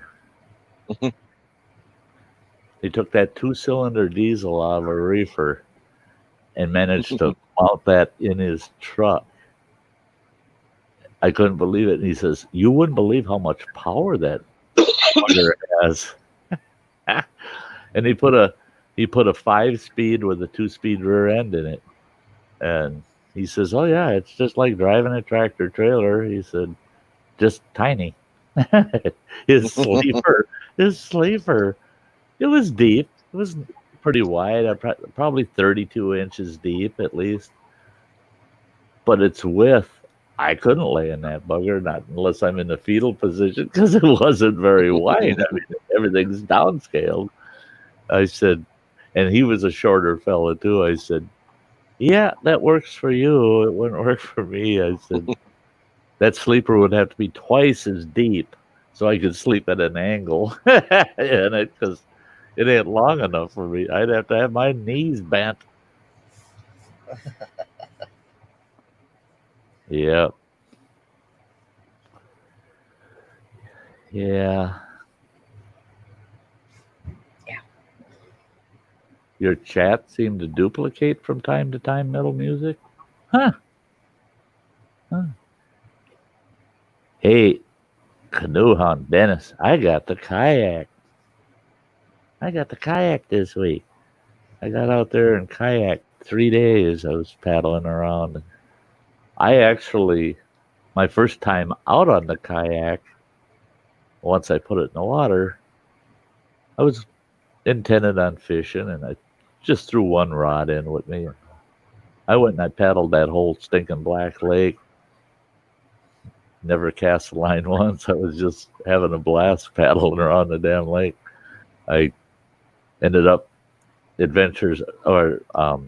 Destination Great Lakes. Travis, their campsite, their host site now is right at the front of the campground, and it sits on this hill right on the water's edge. And I wanted to take a look at their campsite from the water, so I paddled over there. Hell, I ended up sitting there for about almost an hour, just sitting out in the kayak, BSing with his family. They're all standing on the hill talking to me. And his girls, they kept asking me questions about fishing. And there's this big deadfall right in the water right by their campsite. And I said, "Girls, you ought to be fishing around that tree there." And, "Oh, well, we'll have to do that." Well, then he came the following day and he goes, "Thanks, Sty." I go, "For what?" He goes, "Those girls." He said, "I had a ton of sunfish to clean." He says, "They were all big. They were all nice, big, fat buggers." He said, "I did not want to have to do fish." And there they come, stringers full. And I said, "Really? What did I have to do with that?" "That tree," he says, "you told them they should fish around that tree." And he said they weren't fishing around it because I told them, "You get your line stuck in there. You know, you're going to get snagged on stuff. Don't fish in there. You'll lose your rig, you know." Huh. Okay. Well.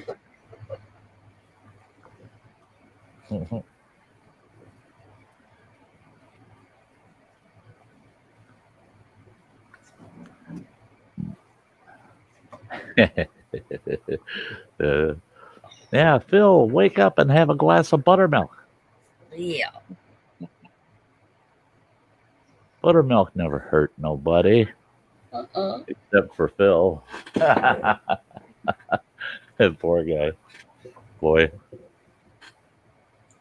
And that's one of those deals where he doesn't have to say anything. Boy, that look on his face the minute that touches his lips. No, that was epic. Yeah, it sure was. Yeah, Sloppy Joe's a wet version of a hamburger. Boy, I'll tell you what, Adventures in the Heartland, Jan and John, they said one night we got to fix chili. We're going to have chili. You're going to like John's chili. So, yeah, I was anticipating it. So, sure enough, one night they did a Dutch oven full of chili. And I'm watching John make it. And I said, I'd really like your recipe. And he said, well, there isn't one. He said the recipe's real easy. He says, I always use venison burger, but he says you could use regular burger. He said, but I use venison burger because it's so lean, because then he doesn't have to fry it up before he puts it in, and he just lets it cook and all the flavors go through that meat, And I'm watching him putting it together, and I said, there's got to be a recipe. Well, he had this baggie full of spices, right? And he says, this is the real answer to this is these spices. And I said, well, give me the recipe. He says, fine, here it is. He says, you saw everything, onions, red, yellow, bell peppers, blah, blah, blah. What they use is homemade salsa as the base. And I said, well, what about the spices? That's what I need to know. What spices are in there and the amounts. And he goes, well, what you do is you take your spice rack, set it on the counter in front of you, and you put a little bit of everything on that spice rack in it. I go, you say what? And Jan's nodding her head. She goes, that's what he does. Takes about almost a teaspoonful of every spice on the spice rack, throws it in a baggie. And that's it. That's everything on that spice rack. And he goes, except cinnamon. He says, I don't put cinnamon in there because he says it gets too strong flavored of cinnamon when it reacts with the tomato, and it brings out that cinnamon flavor so strong. He said, so I skipped the cinnamon. But everything else you can imagine on a spice rack is in there. It does not taste like chili. No, I told him, okay, you can call it chili, but that's not chili. It doesn't taste like chili. I mean, it tastes like it tastes like nothing I've ate before. It was to die for. Oh my God, was it good? And it was spicy. It had a little bite to it, but the flavors was meat soup. Yeah, basically. Yeah. If you had to give a name to it, I guess you'd call it meat soup. Yeah. And the one thing he did put in there that I told him, I said, now that's a chili ingredient, was 1 can of actual chili beans. And I said, the rest of that's not chili. But he says, you want a real runny, they use homemade salsa. But he says, you want a real runny salsa. Otherwise, he says, you're going to have to add liquid, if you're using a heavier salsa for the base. And he said, salsa as your chili base is excellent. And I thought, he's right. Next time I make my chili, I'm going to skip a large can of the crushed tomatoes, and I'm going to put in an equal sized jar of salsa in. into the chili to see how that does. But yeah, his chili doesn't taste Mexican at all. I told him, I said, if some Mexican tasted your chili, they probably beat you up for calling it chili, you know. But it tasted so damn good. And then they left me a bunch to have for dinner last night. Well, they said that'll be your lunch tomorrow. I said, no, that's dinner. I'll eat that for dinner. And I had probably the equivalent of a cup and a half, maybe 2 cups of Bush's baked beans left from our meal the day before that. And I thought, what the hell? So I poured it in that pot with those beans and heated it up. Oh, the flavors in it. The Bush's baked beans it's like they disappeared in it. You couldn't tell they were in there, except once in a while you get the mild taste of one of those beans. Yeah, it was so damn different. But I'm so nervous to do that, to take my spice rack and just start putting shit in there. Lord, if I took my spice, I've got a ton of spices. It would be really weird. Well, yeah. And Jan was talking about the spice rack he was taking his spices off of. And I said, well, that's not a conventional spice rack. And she says, well, no. No. She says it's got everything on it. And and the one other thing he didn't. Oh, no. She said, well, you didn't put mint in it. And he goes, oh, yes, I did. Okay. Yeah, there was mint in it too. And yeah, everything. The well, Running Water knows I love chili. I like chili. I can't make it at camp unless I've got company, because I always end up making a full Dutch oven, you know. And if I make it in camp, I got to have at least 4 or 5 days so that I can eat it up.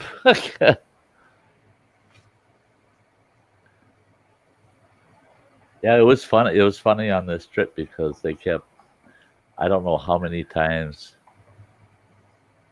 John or Jan would say, oh, man, if we had this. And I'd go, just a second. That's why I said, I had more shit with me than I ever needed. But there were quite a few items that they could use. And yeah, I was constantly running in the truck. Oh, and then when the very first night I got there, the first day, towards that evening, the neighbors in the next camp, she was over talking to me. Her husband was getting ready to come in from fishing, and she was going to introduce me to him and stuff. And she says, he's going to be bumming when he gets here. I said, does it? I don't think so. I've been hearing him on that damn radio talking about all the fish he's catching. He's got to be one happy fisherman. She goes, no. I had to run to town, she said, because there was a couple things we needed. And he wrote really big on my shopping list, marshmallows, and don't forget. He said, sitting on the picnic table over there are 2 really nice marshmallow sticks where you can double them up. He whittled them all up ready for marshmallows that night.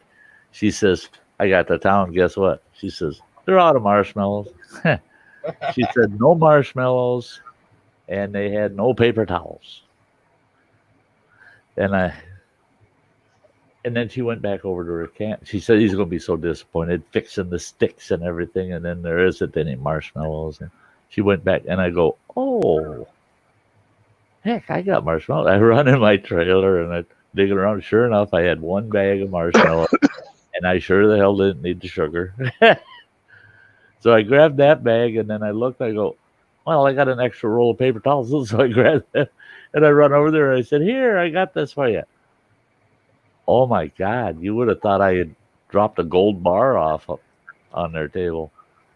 She was just like, oh, my God, Marshall. And he comes back I'm over in my camp and I can hear him talking to her. And he goes, "Oh, good, you got the marshmallows." And then she told him, "No, the guy next door, Sty North over there, gave them to us. He heard that you carved the sticks but had no marshmallows because they're out at the store. He come flying over to my campsite, introduced himself, big hearty handshake. He goes, "You're the man, you're the man." He says, we've been here a week. And he says, "I've been craving roasted marshmallows all week." He said, and I almost had to go completely without. And that's when I found out they're from Chicago. And I don't mean Chicago area. They live in the downtown district. They're both business people that live right in the city, heart of the city. They're not far off of Michigan Avenue. Yeah. I don't know how anybody can live there. But in fact, their apartment, he had a really beautiful kayak. He said when I bought the kayak, he said, "You can't leave that damn thing tied up to the roof of your SUV because they'll steal the SUV and your kayak, you know." He says, "You can have it chained to your SUV. They'll just take the whole works then, you know." He said, so I didn't even think about it. I get home with this new kayak strapped to the roof of my SUV, and I'm going, "Oh, shit. I can't leave that on the car. They'll steal it." And his wife said, "Yeah, I was looking from the car to the apartment, to the car to the apartment." She said, "We had a ground floor." She says, "It's actually below street level. The windows are at sidewalk height." And she said, "I told them, take the grate off the living room window. It'll fit." They had to take their security grate off of the building and open up their big living room window. And they were sliding that kayak into the apartment, and a cop shows up. And the cop yells at him, "Hey, drop the canoe!" And they said the cop really was having a hard time accepting the fact that they were putting it in the apartment, not taking it out. He thought they were stealing it. Yeah. No, we just bought it. We got to get it off the street. You have fun in the fridge, Chuck. Chuck's going to raid the fridge and head to bed. Well, that's what I'm going to be doing real quickly here, too. Trying to decide what I want to fix that's quick and easy. Something with cheese curds on it, I guess. Oh, I did it. Watch this week for my food review. I did a review on O'Meal's pizza. They're like MRE pizza. Oh. But it's commercial now. They sell them in Walmarts and different places. And it's pepperoni pizza. And I did a review on them. But I tell you what, you heat the pizza in the bag. It's one of those you pour the water in, drop a heater pouch in there, right? Well, that heater pouch turns into this big, thick pillow. You drop that sucker in there, and it's got a Ziploc top. By the time, and it's got these 2 vent holes in it. They're maybe a 1/4 inch round vent holes in the bag. By the time you get that sucker zipped shut, you better have it sitting on something. Zip it shut. Get your hands the hell away from it. I mean, to the point where it's almost whistling. The steam shooting out of them holes. I was just like, holy shit. You get a 3rd-degree burn off of that. Yeah. You when I put the video up, you'll see at the 5.5-minute mark, it's still blowing steam out of them holes. When I opened it, I'm trying to reach in there, how the hell are you supposed to get your pizza out? It's so hot. The pizza's in 2 foil packs, but you can't get your hand in there to get the damn things out because it's so hot.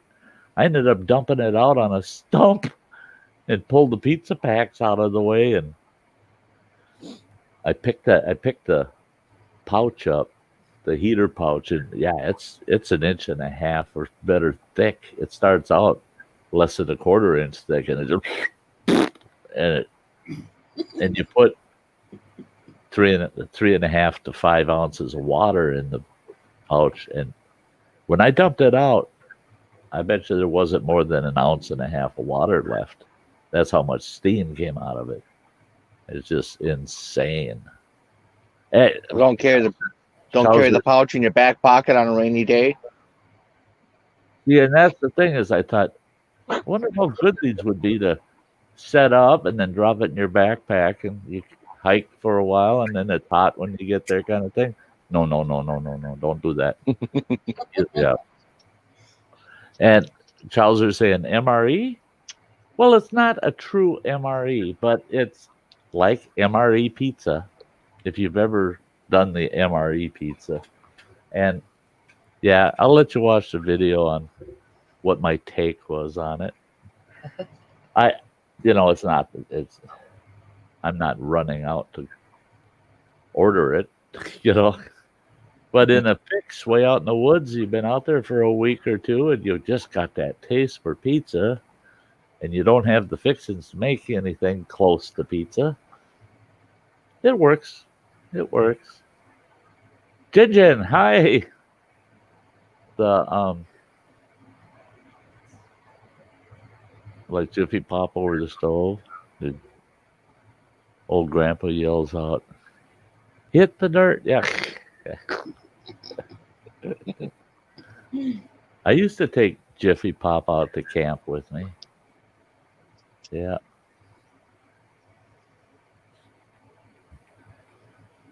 If you're lucky and you have a nice flat piece of shale to put in your fire pit, you can get that stone nice and hot. You pop right on that stone and it pops just fine. Then you got a frying pan for tomorrow morning's breakfast. That's right. Yeah. Yeah, our first night I had that pizza my first night. Second night when John and Jan were there, I made up 6 burgers. I had cheddar and bacon, and then I had ranch and bacon burgers. And yeah, we ate all 6 of them, the 3 of us. We each had 2. And they brought some of the most awesome spicy bread and butter pickles I've ever eaten. Oh my God. The sweet and the spice and the pepper flavor together with the pickle was just to die for. I put them on my burgers. They were just, oh God, to die for. And they got just enough bite that it's there. It doesn't burn your mouth. It's not spicy, but just enough where you get that good bite, Box It Outdoor said, "This is your reminder, Sty." Yeah. I freaked out too. I couldn't find my damn pills. I had packed so much shit. And I thought, why aren't my pills in I call it my mess bag. And it's a bag that's got all cooking kind of stuff in it. And I thought, well, that's where it's supposed to be. It wasn't. And I'm digging. Yeah. I had another duffel bag with all my clothes in it. And I'm pissed. And I opened that. I thought, well, it's getting chilly. I'm going to grab a pair of socks. And I opened that to get a pair of socks. There's my pill sitting right on top. I'm going, well, I'm a few hours late, but at least I got my pills. Yeah, Ann's not here, so he's got to remind me.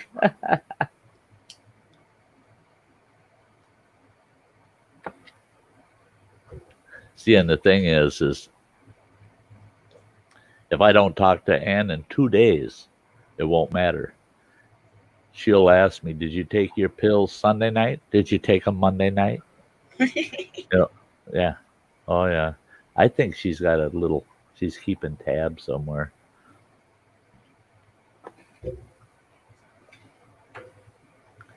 The part of camping that doesn't work out is if you're in a group of 6 making chili in a 20-quart pan, the 5 will be sleeping in the camper.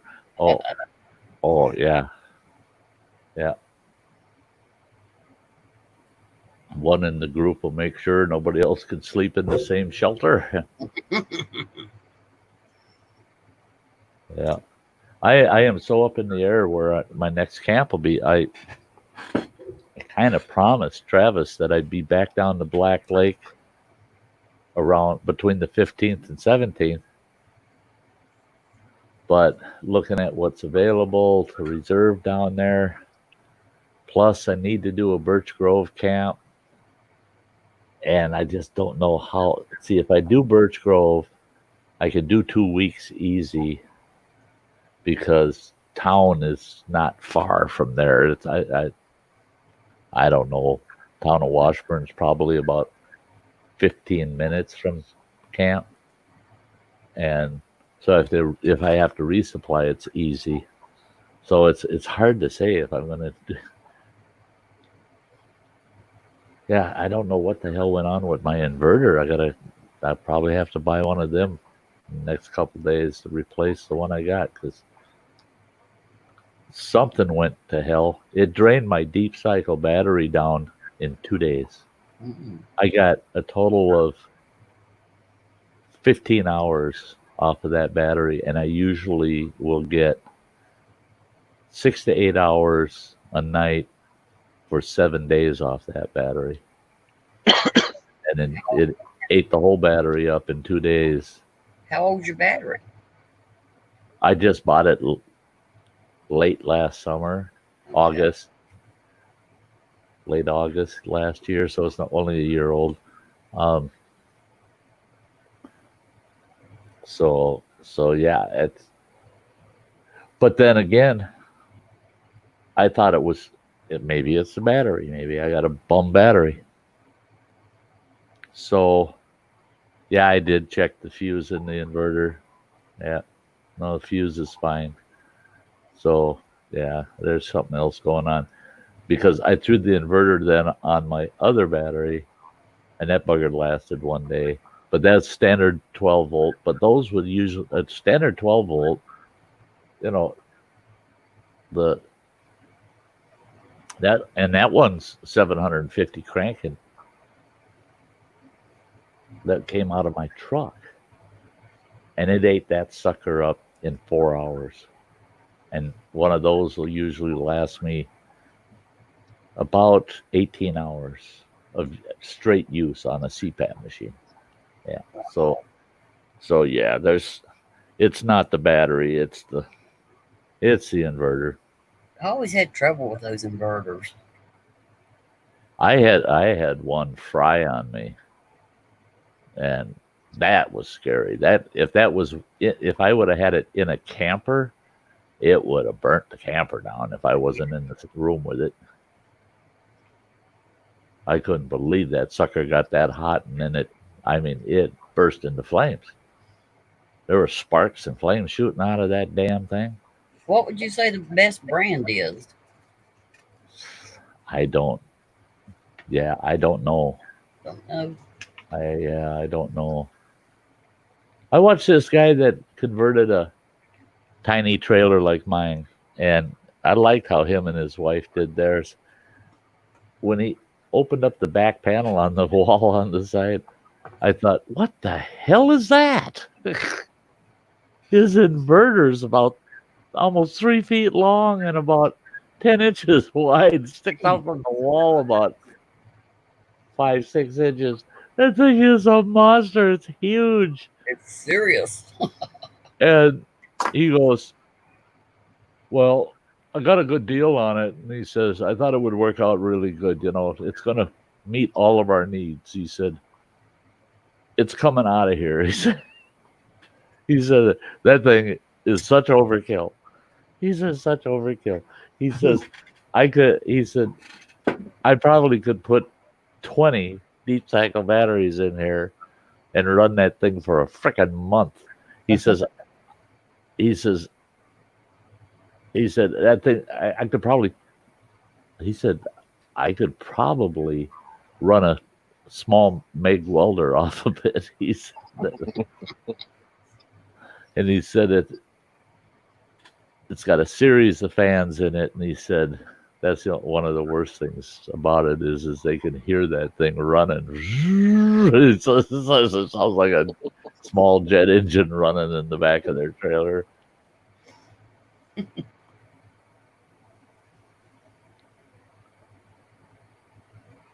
Yeah. Mine has the fuse access is on the outside of the panel. Yeah.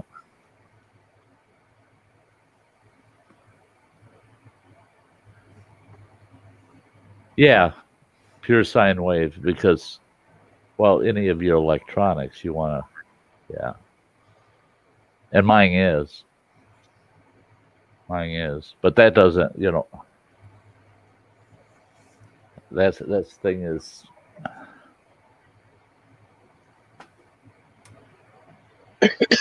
I get so much advice. You should use this. You should use that or do that, and I've seen all of them go to shit. Every one of them, every approach I've taken has gone to shit.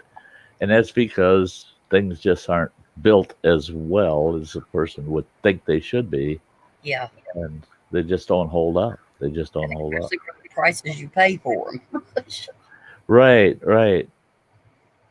Yeah, you pay $300-400 for a piece of equipment. You expect it to last you more than a year or two, And yeah. For deep cycles hooked to the truck, you can cut lumber in the box. Yeah. Well, see, and that's it is next week I'll be picking up my next deep cycle and so I'll get a new inverter. I run a 400 watt inverter because it doesn't it's not carrying much of a load with a CPAP machine and the few things I run off of an inverter. Yeah. Hey, you have a good night, Newman. Yeah, I'm going to shut down here. And this time I'm serious in about 12-15 minutes. But yeah, I get her all straightened out. Straighten out. You haven't found a need for it yet, Chowser? That was me. That was that inverter, in fact, that went to shit on me. I had that for several years, hauling around with me, and just never had a use for it. Then I hooked it up out at the old camp, had it out at the base camp, and it was working good. It was working really good. And then that one night, boy, that sucker decided to fry. I didn't think that it could, I didn't think it would do that. But yeah, it's bumping that 12 volt up to 110, and when 110 wants to fry, that 12 volt gets stinky. 110 throws flames. Yeah. And that taught me too right away is make sure it's a really good quality inverter if it's in any form of plastic case at all, if it's got any plastic on it at all. That's that guy that had that huge one in his little trailer. That thing is, there's no plastic on that bugger at all. And I messaged him asking him questions about his trailer, and I mentioned about that inverter. I said, how much heat does that devil put off? He goes, oh, well, unless it drops below 40 degrees at night, it keeps the trailer nice and warm. I said, holy shit. Your inverter's working as a mini furnace. Get a set of LED rope lights for use at the campsite, but I never used it. I should at least test it one of these days to see if it's viable. Yeah, I've got my youngest boy gave me a really nice, holy Christ, 48 LEDs in that sucker. And it's a ceiling mount light for in the trailer, but you can select how many LEDs you want to use. You know, you can get it right down to just a little glow or brighter than shit, you know. And we took a look at, you know, of course the input to it's 110 volt, but output, I mean, for crying out loud, you can't even run a 40-watt light bulb with the amount of juice that it's demanding. I mean, so yeah, I can plug that into the inverter, and the batteries won't even know it's there. So I'm looking forward to that. It'll light the inside of that trailer right up. But I'm thinking of that too, is getting a few strings of LEDs that I can have out around camp. By spring, I'm hoping to I want to get a small little Honda generator. There was a guy out at camp this week. He had this little, it was a tiny little Honda generator, and you could hardly hear the thing. I mean, it was like a fourth of the sound of a lawnmower. You could barely hear it, and it was putting out enough juice. He was running the air conditioner in his camper with it. Yep. Hey, Drops Family Garden. Great to see you, Drops. It's been a while.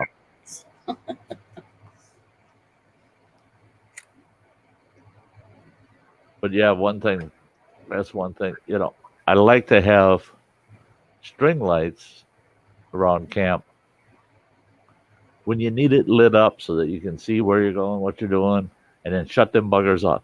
Because I tell you what, here we go with the critters. The bugs are going to get your ass. That was one of the bad things these last 4 days. Oh my God, the deer flies, biting little bastards. I got wounds all over my legs. Oh, and it didn't matter.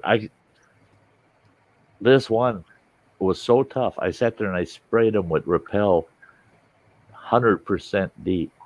100%. And it's called 100, but read the label. It's 98.11% deep. So they're lying to you. It's not 100%. There's a couple percent missing.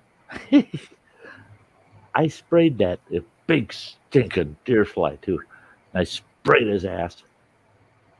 He sat there and he's rubbing that shit off of his face. And he flies over and lands on me. He's going to bite me. I sprayed him again. And he sat right on my leg, cleaning his face. And he flew off. And I told John and Jan, I said, no, these deer flies are tougher than any repellent we got. We're going to have to live with them. And they were both screaming, God, we should have brought a fly swatter with us. I said, well, when we were in Clam Lake, they had them for 69 cents a piece. I said, should have bought one. Yeah, right. Shoulda, woulda, coulda. Yeah. They're the size of deer. I've seen them. Oh, the buggers are big and they bite. Ooh. Yeah, lots of biting flies. And then in the evenings, we'd get about an hour. Usually it seemed like it was always between 10 and 11 o'clock. Then come out the skeeters. Man, the skeeters would just feed on you for that about an hour. And then they're gone for the night. Yeah. Oh, those electric fly swatters. They just fly to it. We had those electric, they look like a badminton. Those are funny. And we liked them just because they were fun. Yeah. We loved it. My kids chase each other around with it. Oh, yeah? Tapping each other? Yeah. Yep. Yep. My buddy up at camp. Well, we had a couple too many to drink, I think. And we were tapping each other on sweaty foreheads. Ooh, cut it out. Cut it out. We're constantly sneaking up to somebody, tapping them with it. And he got brave. I told him, because you tap him with it and he'd go, oh, that don't bother me. And he was acting so brave. So I dared him. I said, get your tongue with it. Oh no. He never did it again. Yeah. He says, oh no, that's worse than a 9-volt battery. He said, that really hurt. I said, use that fly. I said, plus all the fly guts that are on that thing from us slapping flies, and you just tap your tongue with it, you dummy.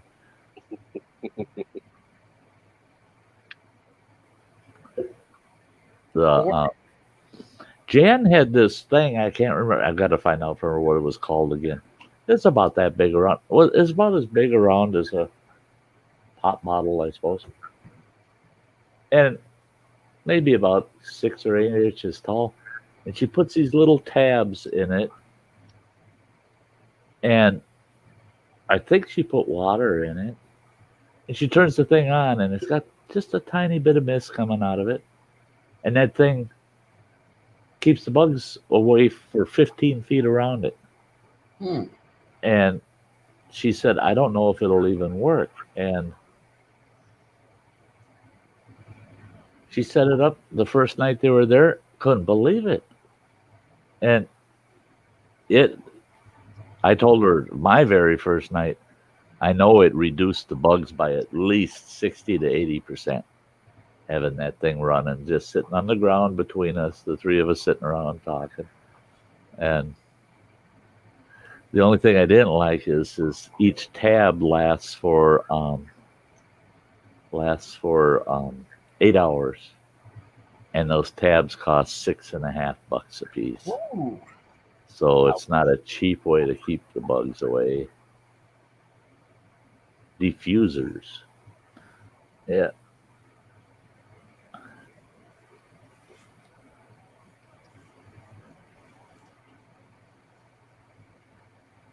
Yeah. So I wanted to sleep in tomorrow morning, but oh no. Big old notice. We're testing the building's fire alarms tomorrow morning at 8 o'clock sharp. Oh, We'll need to get into your apartment sometime between 9 and 1 o'clock to test the ones in the apartment. No, not on my first day home. First of all, I'd like to sleep in till like 9 or 10. That ain't happening. And I don't want a home invasion. Get out. I didn't even know it was Sunday. What's that? I didn't even know it was Sunday until I got a message on Messenger. I was screwed up too. I've been a day behind. Yep. Since like Tuesday. Wednesday, I thought it was Tuesday. Thursday, I thought it was Wednesday. Friday, oh, it's Thursday. And in fact, on Saturday, because there was a lot of people at the campgrounds, but it was generally quiet. And I kept telling myself, well, tomorrow's going to be a bitch, the 4th of July. No, that was the 4th of July. Wow. And I've been trying to get that coop done because I want to go camping, and I can't go unless I've got it set up where it's easy for somebody to come and let the critters out, you know? Yeah. So I got to get it done. Yeah. That's the worst part, is when you got things you got to get done and out of the way because you can't be away from it, you know? Yep. And I got to get it done right. I got to get it where they're going to be protected good. So, yeah, right. Me too, drop. Yep. I work when I want to, unless it's something that I personally, it has to be done, and then work because I have to, but otherwise I don't have to go to work. I want to work when I want. Just like John said about his vacation. It's my vacation this year, not somebody else. Nobody else is going to tell me what to do. This is my vacation. Yep. It's my retirement. I'll do what I want. That's right.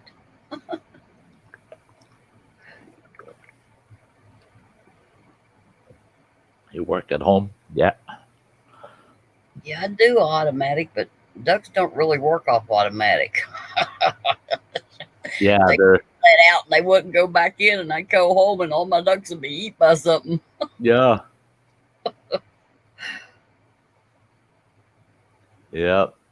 Yeah, you want to make sure they still exist when you get home. Right. Oh, you do programming, yeah. That's if you're retired and you do programming, that's good sideline for you. Yep. Keep you busy and make some money, yeah. Yeah. Well, I'm sure hoping that this weather changes and I can have some nice cool camps for a change. Oh, at this point, I don't even care if it's cool. I've been out there working in that sun, and it's like anything would be cooler than what we're going through right now. Shit. That's the way these last few days felt. It's just like anything's got to be cooler. It can't. How the hell could it get hotter?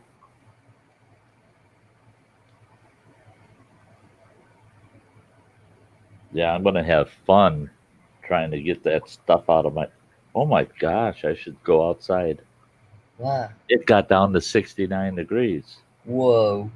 but we have 93% humidity, Oh my God. and the dew point is 67. We're only two degrees over the dew point. I mean, yeah. Well, we got a hawk stalking them now, Drops. We can't even leave them outside by themselves. That old hawk, it's out there. It's just waiting for us not to be out there. It's circling and going back and forth. That's not good. No, because you know what that hawk will do. Oh yeah.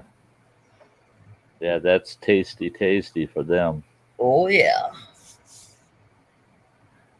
I heard a guy the other day complaining that running water, you remember here in town that out on the old ore dock there was that pair of peregrine falcons. Yeah. That nested every year out there. Well, they moved. They got a nest up on City Hall on that up in the bell tower of City Hall up there now. And there's a guy over by what's the name of that park over on the west end. I can't remember the name of the damn park in my own town. It's that one that's on the sloughs over there, over on the west end of town. But he's got Martinsons used to have that property. He bought that property and he has ducks. He put a bunch of ducks out because they're right on the slough, and it's kind of funny because his domestic ducks are wing clipped so they can't fly. Yeah. And they're out there with all the wild ducks, and then they come home and the wild ducks will follow him. He'll have mallards following his ducks up to the house. And once they realize, oh no, they're taking us to people, then they head back, But he said he was out in his yard last week, and he says all of a sudden this peregrine falcon comes swooping down, nails one of his ducks. Oh, And he says that damn duck was as big as the falcon, and that falcon's trying to fly off with that duck. And he says they're out there killing his ducks. Yep. I said, well, they got it figured out. Them ducks ain't flying. The other ones are flying. These are easy catches. Plus, they stand out when they don't look like a mallard. Oh, look at that white thing. Yep. Yeah. Mhm. It's the other white meat. They The other think white meat, right? Exactly. and it's like he said, and there ain't a damn thing I can do about it. He said, I'm not going to jail for shooting that peregrine falcon. I said, no shit. You best not. Well, I wouldn't kill a hawk or nothing like that at all because there's not as many as there used to be anywhere. Right. And they're only doing what they were designed to do, you know. Yeah, it's only what's natural. Yeah. I just have a big piece of tin, and when it comes around, I just bang on it a few times, and that kind of spooks it off. So Yeah.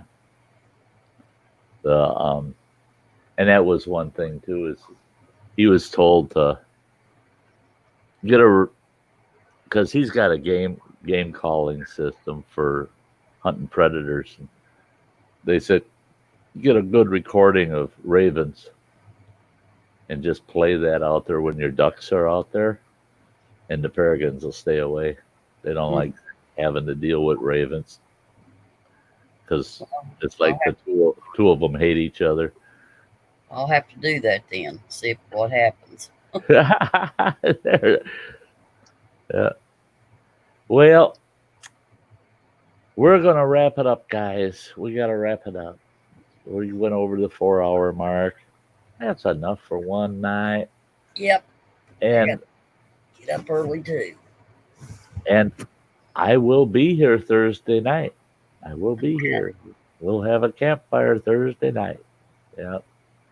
And then I'll be able to report on when I'm going to be heading out to camp again, whether there'll be a Sunday or not. So hopefully I'll see everybody Thursday night. I want to thank you two for hanging out so long. That's awesome. It was great having Samantha and Spicy up tonight. Mm-hmm. Yeah, went real good. Went real good tonight. Even though I couldn't talk for the biggest part. That's Fireworks stopped. She stopped. that's it. Yeah, responding to the fireworks. That's a given. Yeah. So, with that, guys, I'm going to let you all go. You all have a good rest of the week. I'll see you Thursday at the latest. Watch for videos going up about Black Lake. There'll be all kinds of little ones here and there. Some might be 15 minutes long. I don't know. We'll see what tomorrow I get to dig into all that footage and figure out what to post. So until then, hey, you all have a good night, and we'll see you hopefully next Thursday around the campfire. Good night, everybody. Good night, folks.